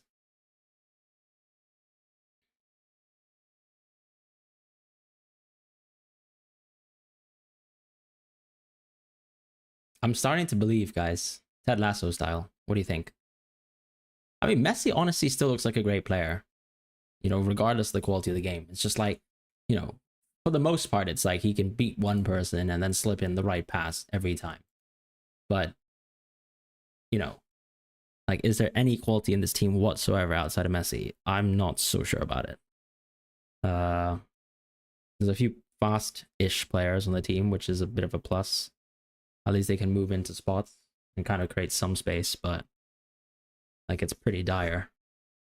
I mean, like Busquets can sort of slip right past, but he's no longer as precise as he was. And then yeah, I don't know. Another thing too is like a lot of the players on the Miami team actually have yellows, right? They're kind of holding almost defensive mid double pivot. I'm not sure if I love that structure either. Because you end up kind of like, I kind of get it because I guess they're so easy to transition against. Yeah, Messi still looks great, by the way. I'll be honest there. So absolutely looks like a great player.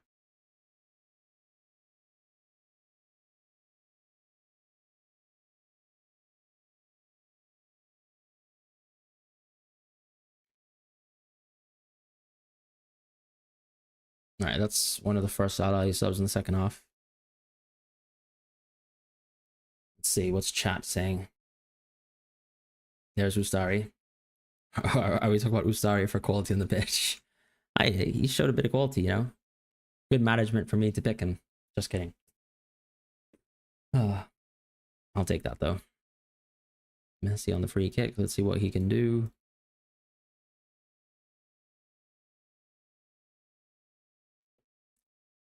Thing is, I guess at this age, I'm not sure if Messi quite has the power. So he's never going to strike it. It's always going to be a little bit of a soft dink, right? A bit of a caress into the kind of top right corner of the box. Or is he going to ping it? He's going for goal.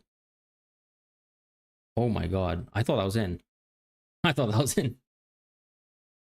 This lady is absolutely going. This lady is absolute.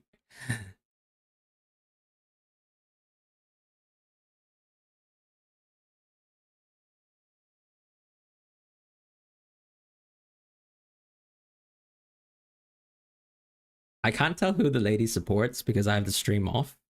So I don't know where she's from. She's like most likely Egyptian, I guess. I don't know. I'm not sure.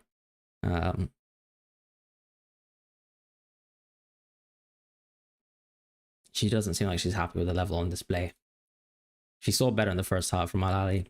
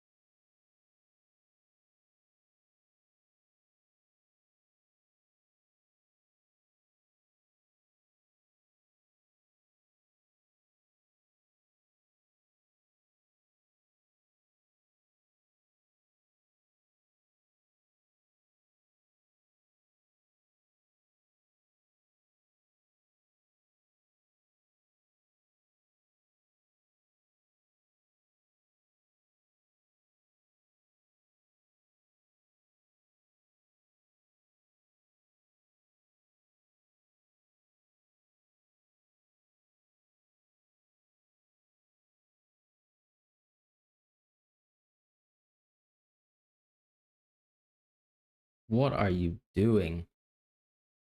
Oh my god.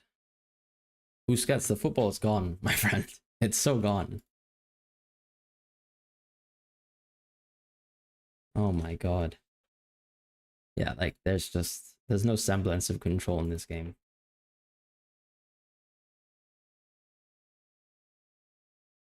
Is that six? That's 8 saves though, right? I feel like we've seen 8 saves. I could be wrong. We might be on the verge of history. JC, my friend, we are feasting. And it was a penalty save as well, so we might as well say we just called that. Well, all priced into the EV. He assisted that, sorry. Yeah. Shame we can't get mad at the match points, huh? For a little bit of icing on that cake. Messi still looks good, I'll be honest, JC, but that team, the quality is all in Ostari. So, not sure if the EV's real. I sent you the clip of you. Oh, sweet. Thank you. It's just unfortunate on Discord, right? So when I stream,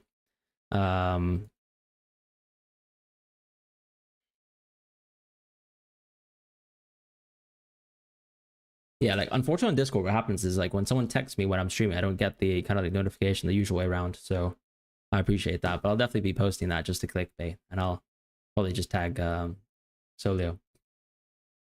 I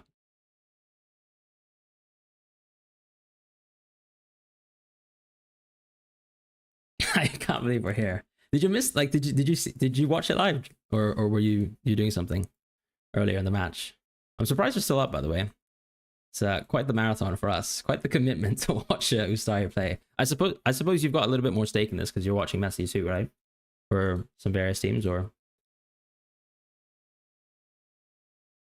I'm staying so that I can, clickbait the screenshot of Ustari's points without actually really clickbaiting. I just want the points to be 15 or 14, whatever it's going to be.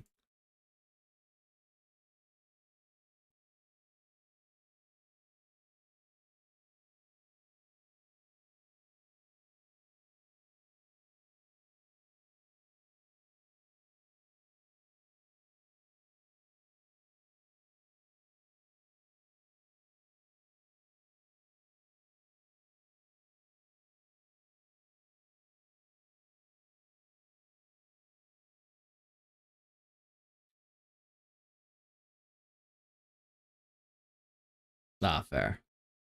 It was there's probably a clip of me screaming live, but I needed it. Like I was just saying, it's probably like the first stroke of luck I've had in 2025 in a fantasy game. So I felt pretty good about that one, I can't lie. We should just put some theoretical MD ranks for this tournament.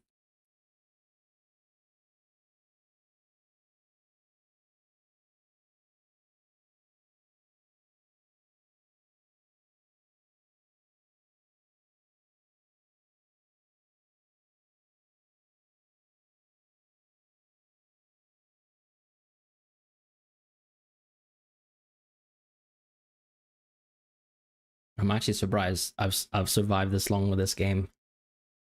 Can't say it's the best game of football I've watched, but I did get to enjoy a bit.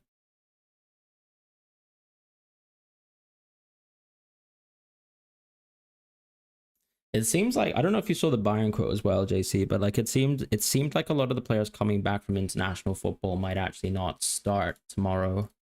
So it kind of makes me feel bad that we actually even went 12th man Kane. But then at the same time, I feel like he doesn't really need, like he's probably even though he's in theory a suspect, I just think it's so likely that he's able to play regardless. So I don't know, maybe we're fine. But I think Mia tweeted something about the Bayern lineup. Obviously, we've got what the security net, I suppose, from a fan team point of view. Trying to see.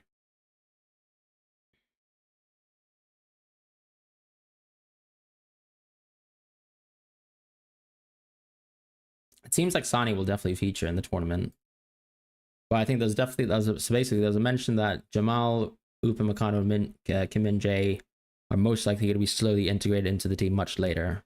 So I think that obviously bodes well for both Ta and Stanisic, who are actually fit. There's another Alali player who's injured, which is incredible. I feel like that's probably Inter Miami's best set piece. Just getting injuring the opponent's best. Oh, by the way, Ashur actually got injured. JC, I don't know if you know that. Yeah, you're not stressing. You wonder how much Messi points. The weird thing about Messi with chance creation, I think, is like he's created his own chances. So I'm not sure if he's quite. I think the volley from earlier was probably one chance, but I can't imagine Messi's created too many chances.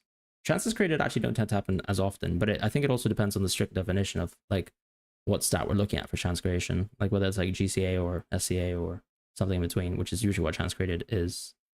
But yeah, in the main game, I kind of still want Kane to play, but probably just reduced minutes, which I think is something that we can deal with. He's currently still on 2 points. Yeah, in my mind, I feel like I've only seen one chance created from Messi, but I could be wrong. Because most of the time, like if he's taking the shot, he's not going to get a chance from that. So yeah, you're unfortunately not going to get anything. But yeah, a lot of the company quotes on a high level is basically waffle. Just says that everyone can be involved, even like a lot of young players. And then he's confirmed Tell's leaving. So that's that. And now we watch 18 more minutes of this football match so I can hopefully bag my Ustari clean sheet, which is desperately needed, of course. Segovia's off. I think he drew the penalty as well. Or rather created the penalty, I guess.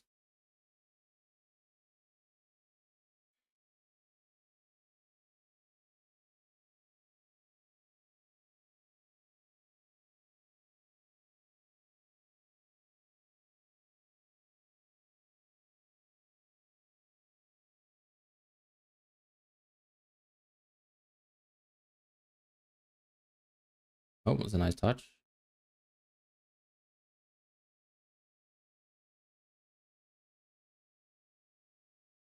That's Messi losing the ball.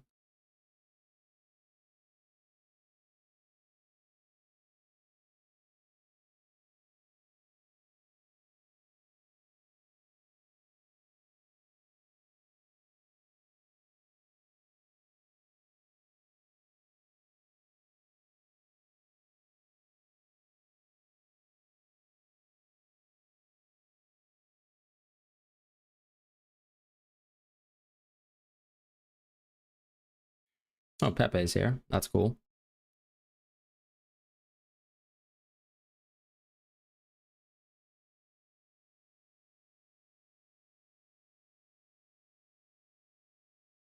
A lot of Al Ali fans. I'm still watching the game on mute though, so I haven't really heard how passionate they are, but I'm sure it's pretty significant.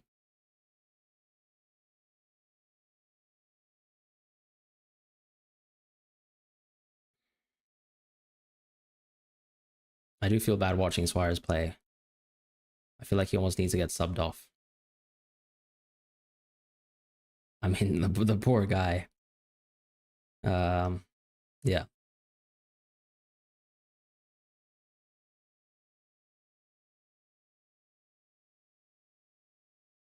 that a foul? I don't even know quite what happened there. that just a kick to the right? One of the Al Ahly players has a cramp or a strain of some sort. It's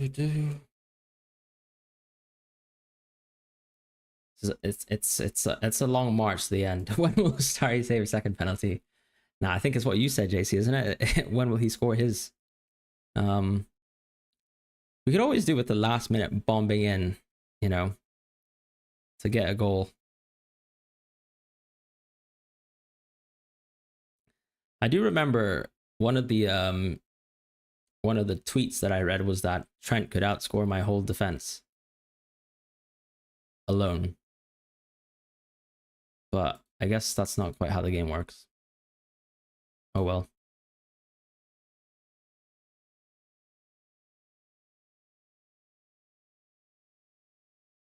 Potential Messi chance created there. Nope.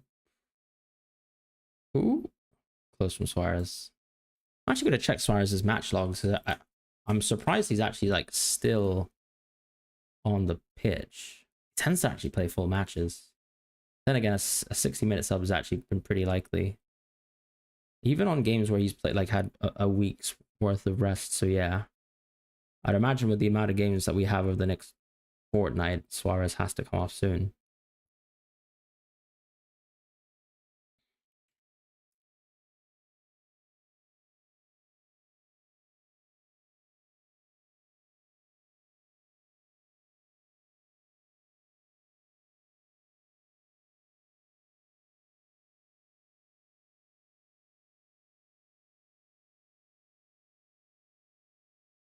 We're holding on for dear life here.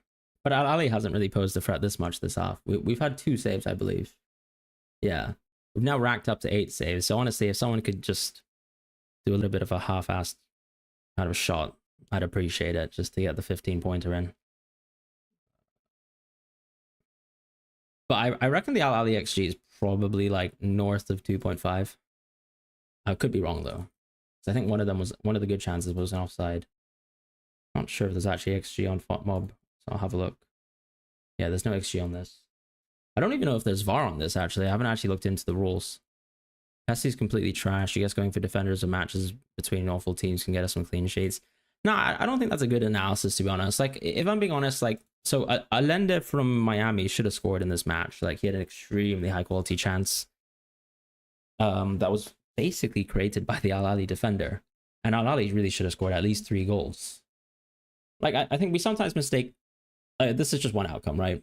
Yeah, like you can still have 2 bad teams fighting off against each other and it could still be 2-2. So I don't know, like Messi's created enough opportunities for himself, but I suppose this is meant to be his best match on paper, right? Up until, is it match day 3 potentially? Or maybe this is his best match. So I don't really know what to say on that. But yeah, I still feel like Messi can create chances, still penalties take of the team. Like you still got, yeah, exactly. It's a freak event, absolutely. I mean, what the goalkeeper is achieving in this game is definitely a freak event. Even like the idea of Inter Miami keeping a clean sheet in this game is also a freak event. Just on the chances that I've seen alone, and you know what our pre-match expectations are. Like I feel like I've come out of this game thinking Inter Miami a lot worse than I thought they would be. But then I also think about the second half, and actually Al Ahly is also a lot worse, which just makes sense because I think unfortunately, like yeah, I think when we were talking about Opta club rankings at this, like before any football was played, these teams weren't too far apart from each other. So someone did mention it specifically that I think Al Ahly is a little bit higher, but obviously Inter Miami are playing at home and all that. Abu Ali's off the pitch. Oh, mate, JC, we've covered our threats, haven't we? Covered our threats.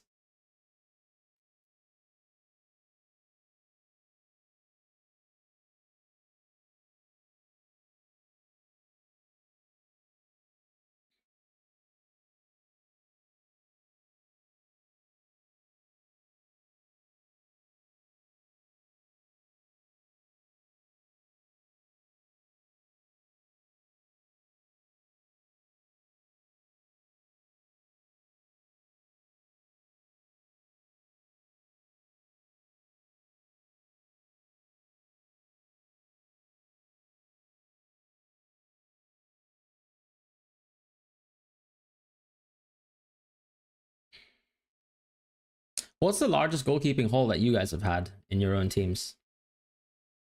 Because I was just saying earlier that I think this might be it. I can't quite remember if I've had better.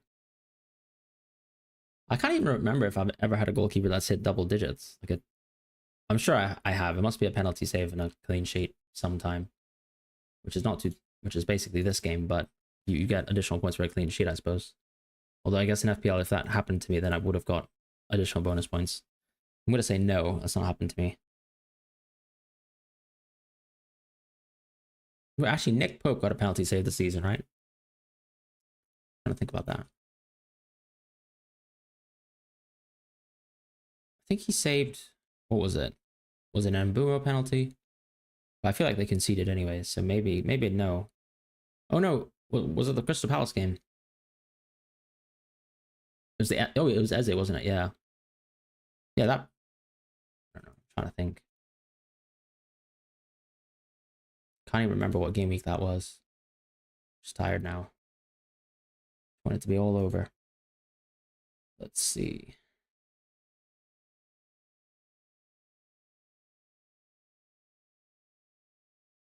Alende's off.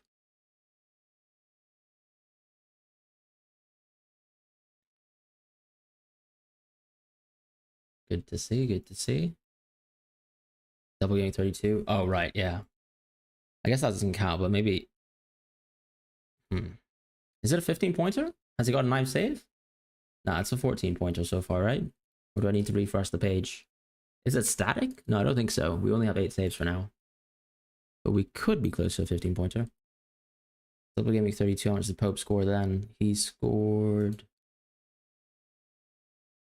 Wait, what? I can't even remember what's happened in football.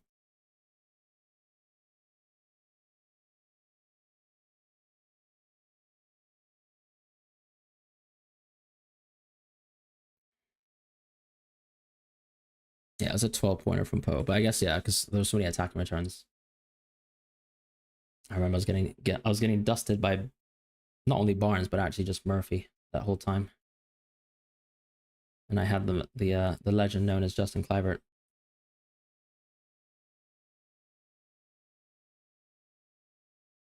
I actually think we might get away with a clean sheet here. There's a couple shouts of 0-0 in the chat, so respect. I'm not quite sure this is the way that we envisioned it arriving at 0-0, but yeah, here we are.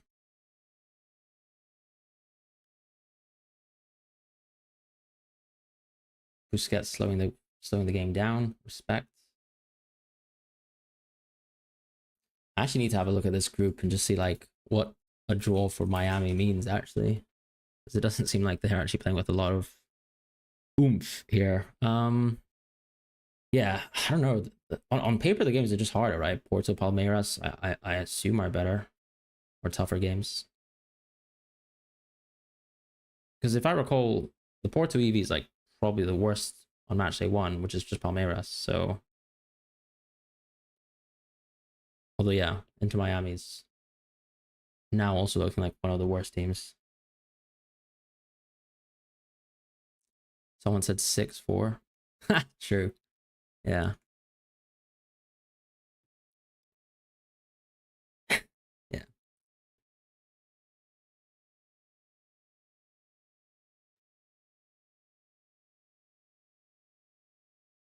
What are we looking for? Another Messi chance created, potentially.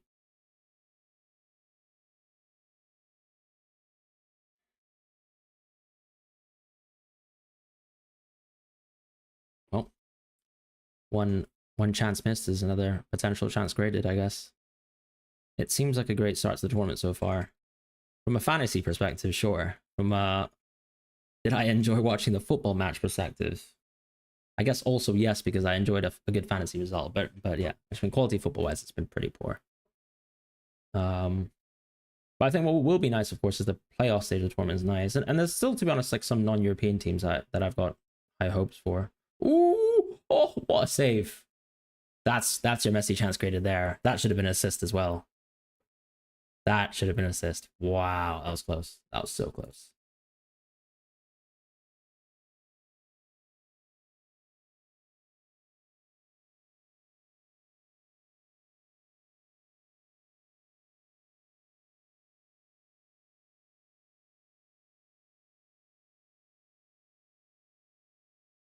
Messi slow walking from one post to another.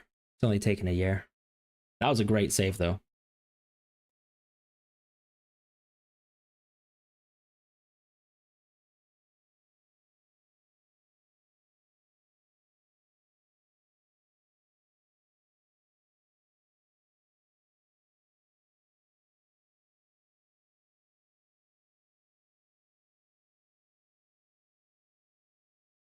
That is the Egyptian #1 goalkeeper, right?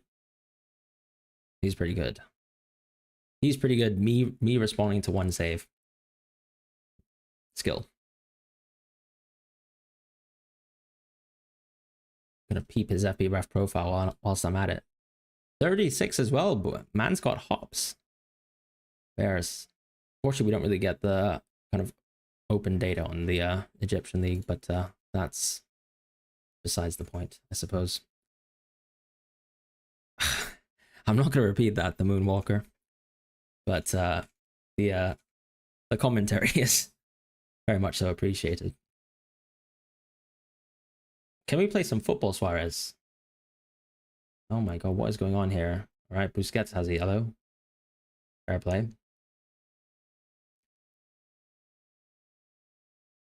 That's the most aggression I've seen from Busquets this game. I'm not going to count that as a Messi chance created because that was awful.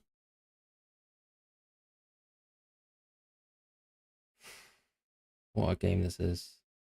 Ooh, ooh. Oh, that's a clean tackle. As we may just about survive the 14-pointer. Shinawi's a pretty good penalty saver. I can't remember too many penalty shootouts, if I'm honest, of like African teams dueling against each other. So I'm just going to have to take your word for it. And obviously I don't watch the Egyptian league, so there's that too.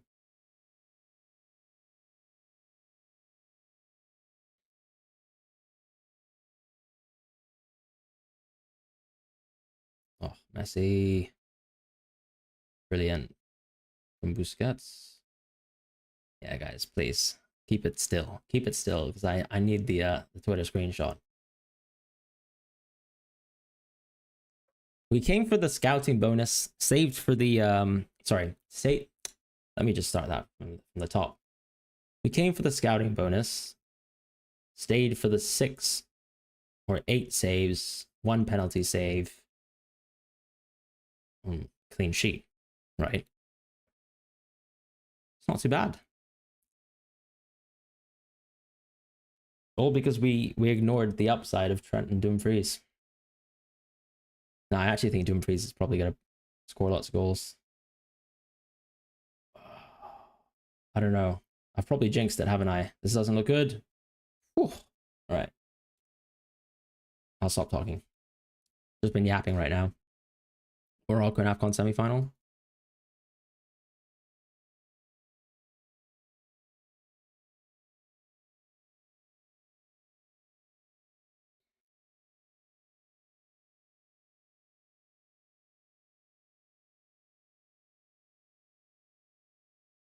There's AFCON this year, right?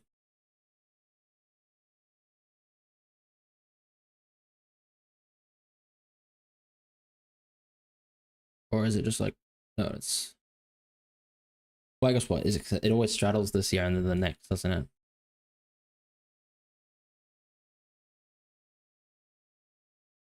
Might not have to own Salah without getting punished for it, I suppose. But then I guess the pro is actually not owning when everyone else does, and he scores 15 points a game every game.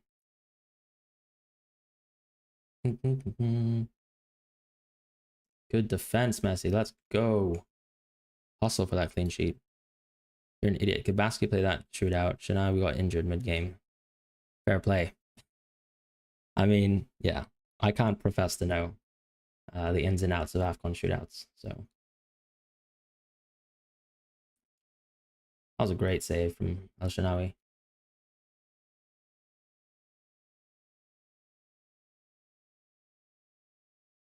Do we have any kind of rules in terms of like how extra time works in this tournament? Like, do they kind of have the almost extended added time regulations? Not that I actually think we've missed too much time. We've had we have a couple sort of injury related breaks, but nothing too controversial. Because I also feel like the penalty was barely reviewed, so we didn't lose too much time on that. Plus, that was in the first half, so I'm just waffling at this point, and I need to just get to bed with a clean sheet intact.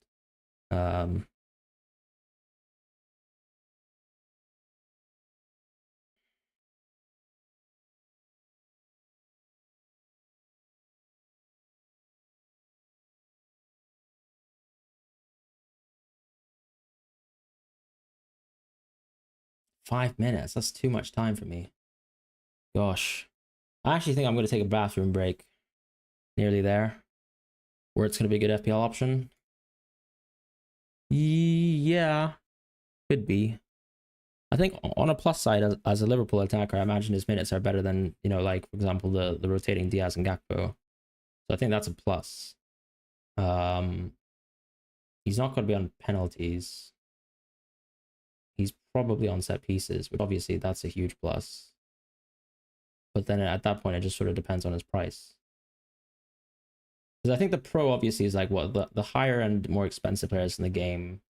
You're not going to get too much value from City. Is that Busquets who's just done that? Stuck his leg out like a beast. Messi's actually just absolutely... Is that a foul? That is a necessary foul.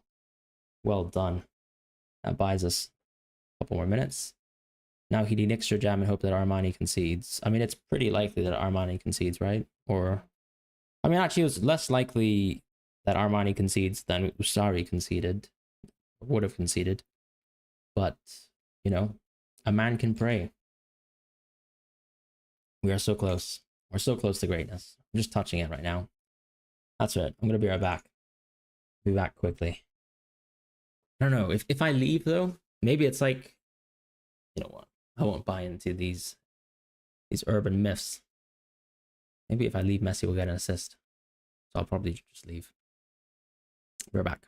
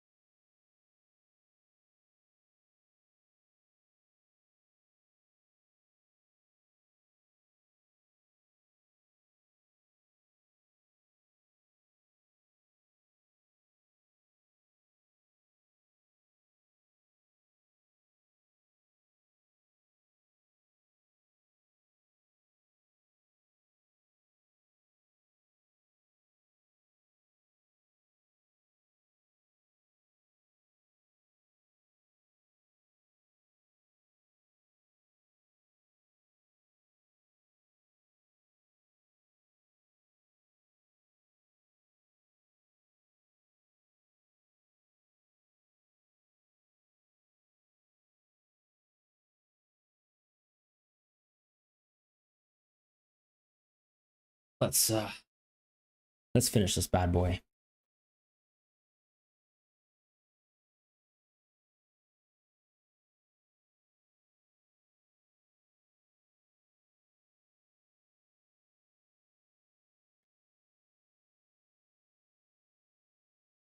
You know, I'd be actually interested. I wonder if Alonify is going to do this because I'm not sure if he really particularly cares, but it would be interesting to see, like, looking at his kind of team projections versus market. Given how vibesy he's professed the model to be, I'd actually laugh if he'd still outperform market, or come close, or maybe both just struggle. Superior player of the match. That's such an Americanism, isn't it? Just renaming something superior player of the match. Fair enough.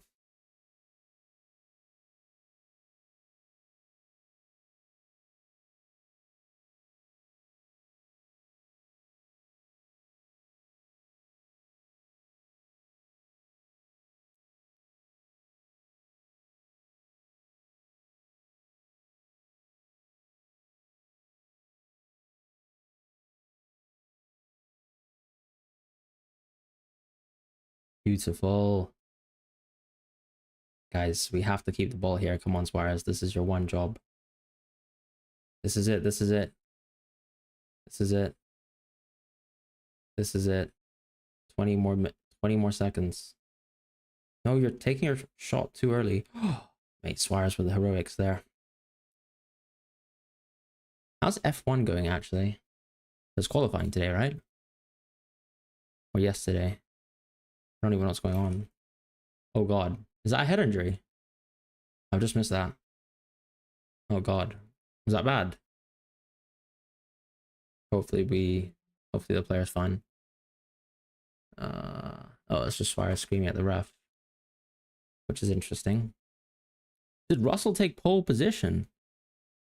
Oh my God.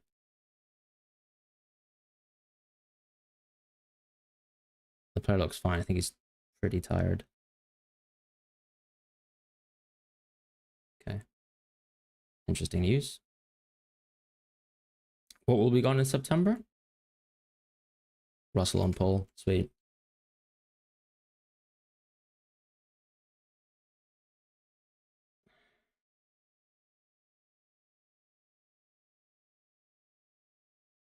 I've seen more action from the Al Ali fans than Al Ali this second half.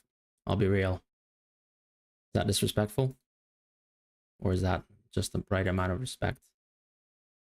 We've got the screenshot out, JC. I think we'll be fine. We'll survive this. Ooh,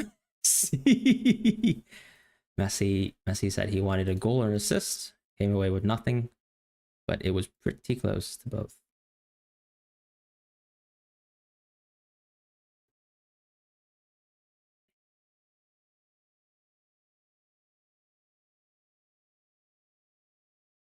Are you back on Twitter this year? Or X rather?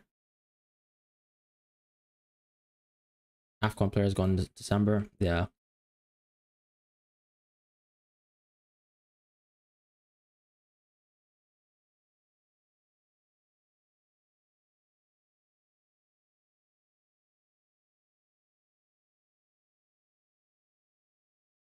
Right, this game is surely over. Yeah.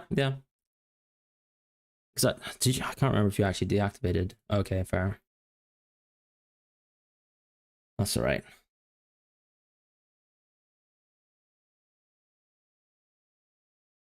I'm only on Blue Sky to read your insights, but I've also kind of given up on commercializing my Twitter account. It's just that it's somewhat tied to, or still having it is somewhat tied to the YouTube channel, but nothing else really.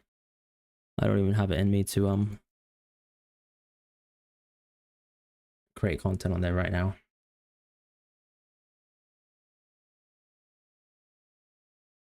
I'm generally not sure how there's not been a goal in this game, but it has happened. Oh, you've got the account for that. Okay, yeah, true. That's true, actually, of course, because she always shouts you out, doesn't she? Yeah.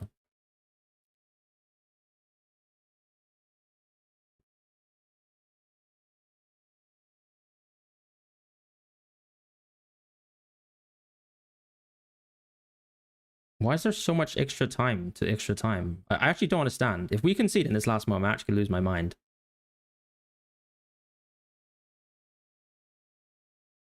That's crazy, by the way, number 14. How you've not actually picked out a player from 4. But I'll take it. I'll take it. I'll absolutely take it. All right, thank you, JC. I've given you the usual shout out.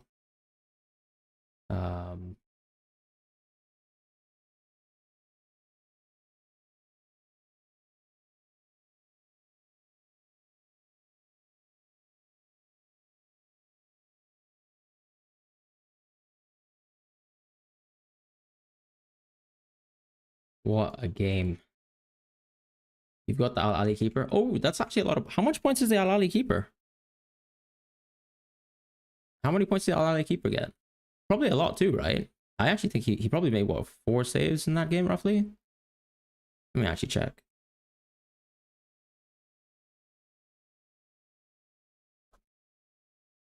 Oh my god, actually, yeah. I just realized that so many of the oh my god. I just realized JC, like, there's so many players who've actually gone for some of the Egyptian defenders. Like, they all have sub 5% ownership, but they have some ownership. The goalkeeper, to be fair, is above that. But there's a fair few yeah. That is our competition, right? The Egyptian owners. Oh well, at least we survived Ashur and Abu Ali, so can't win them all. Fair play.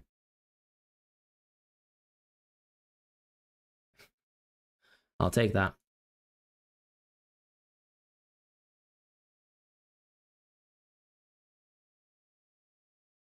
Thank you guys. Well, I'll see you guys around. Hope you guys have a lovely rest of your morning, I suppose, or wherever you are in the world. And see you guys around.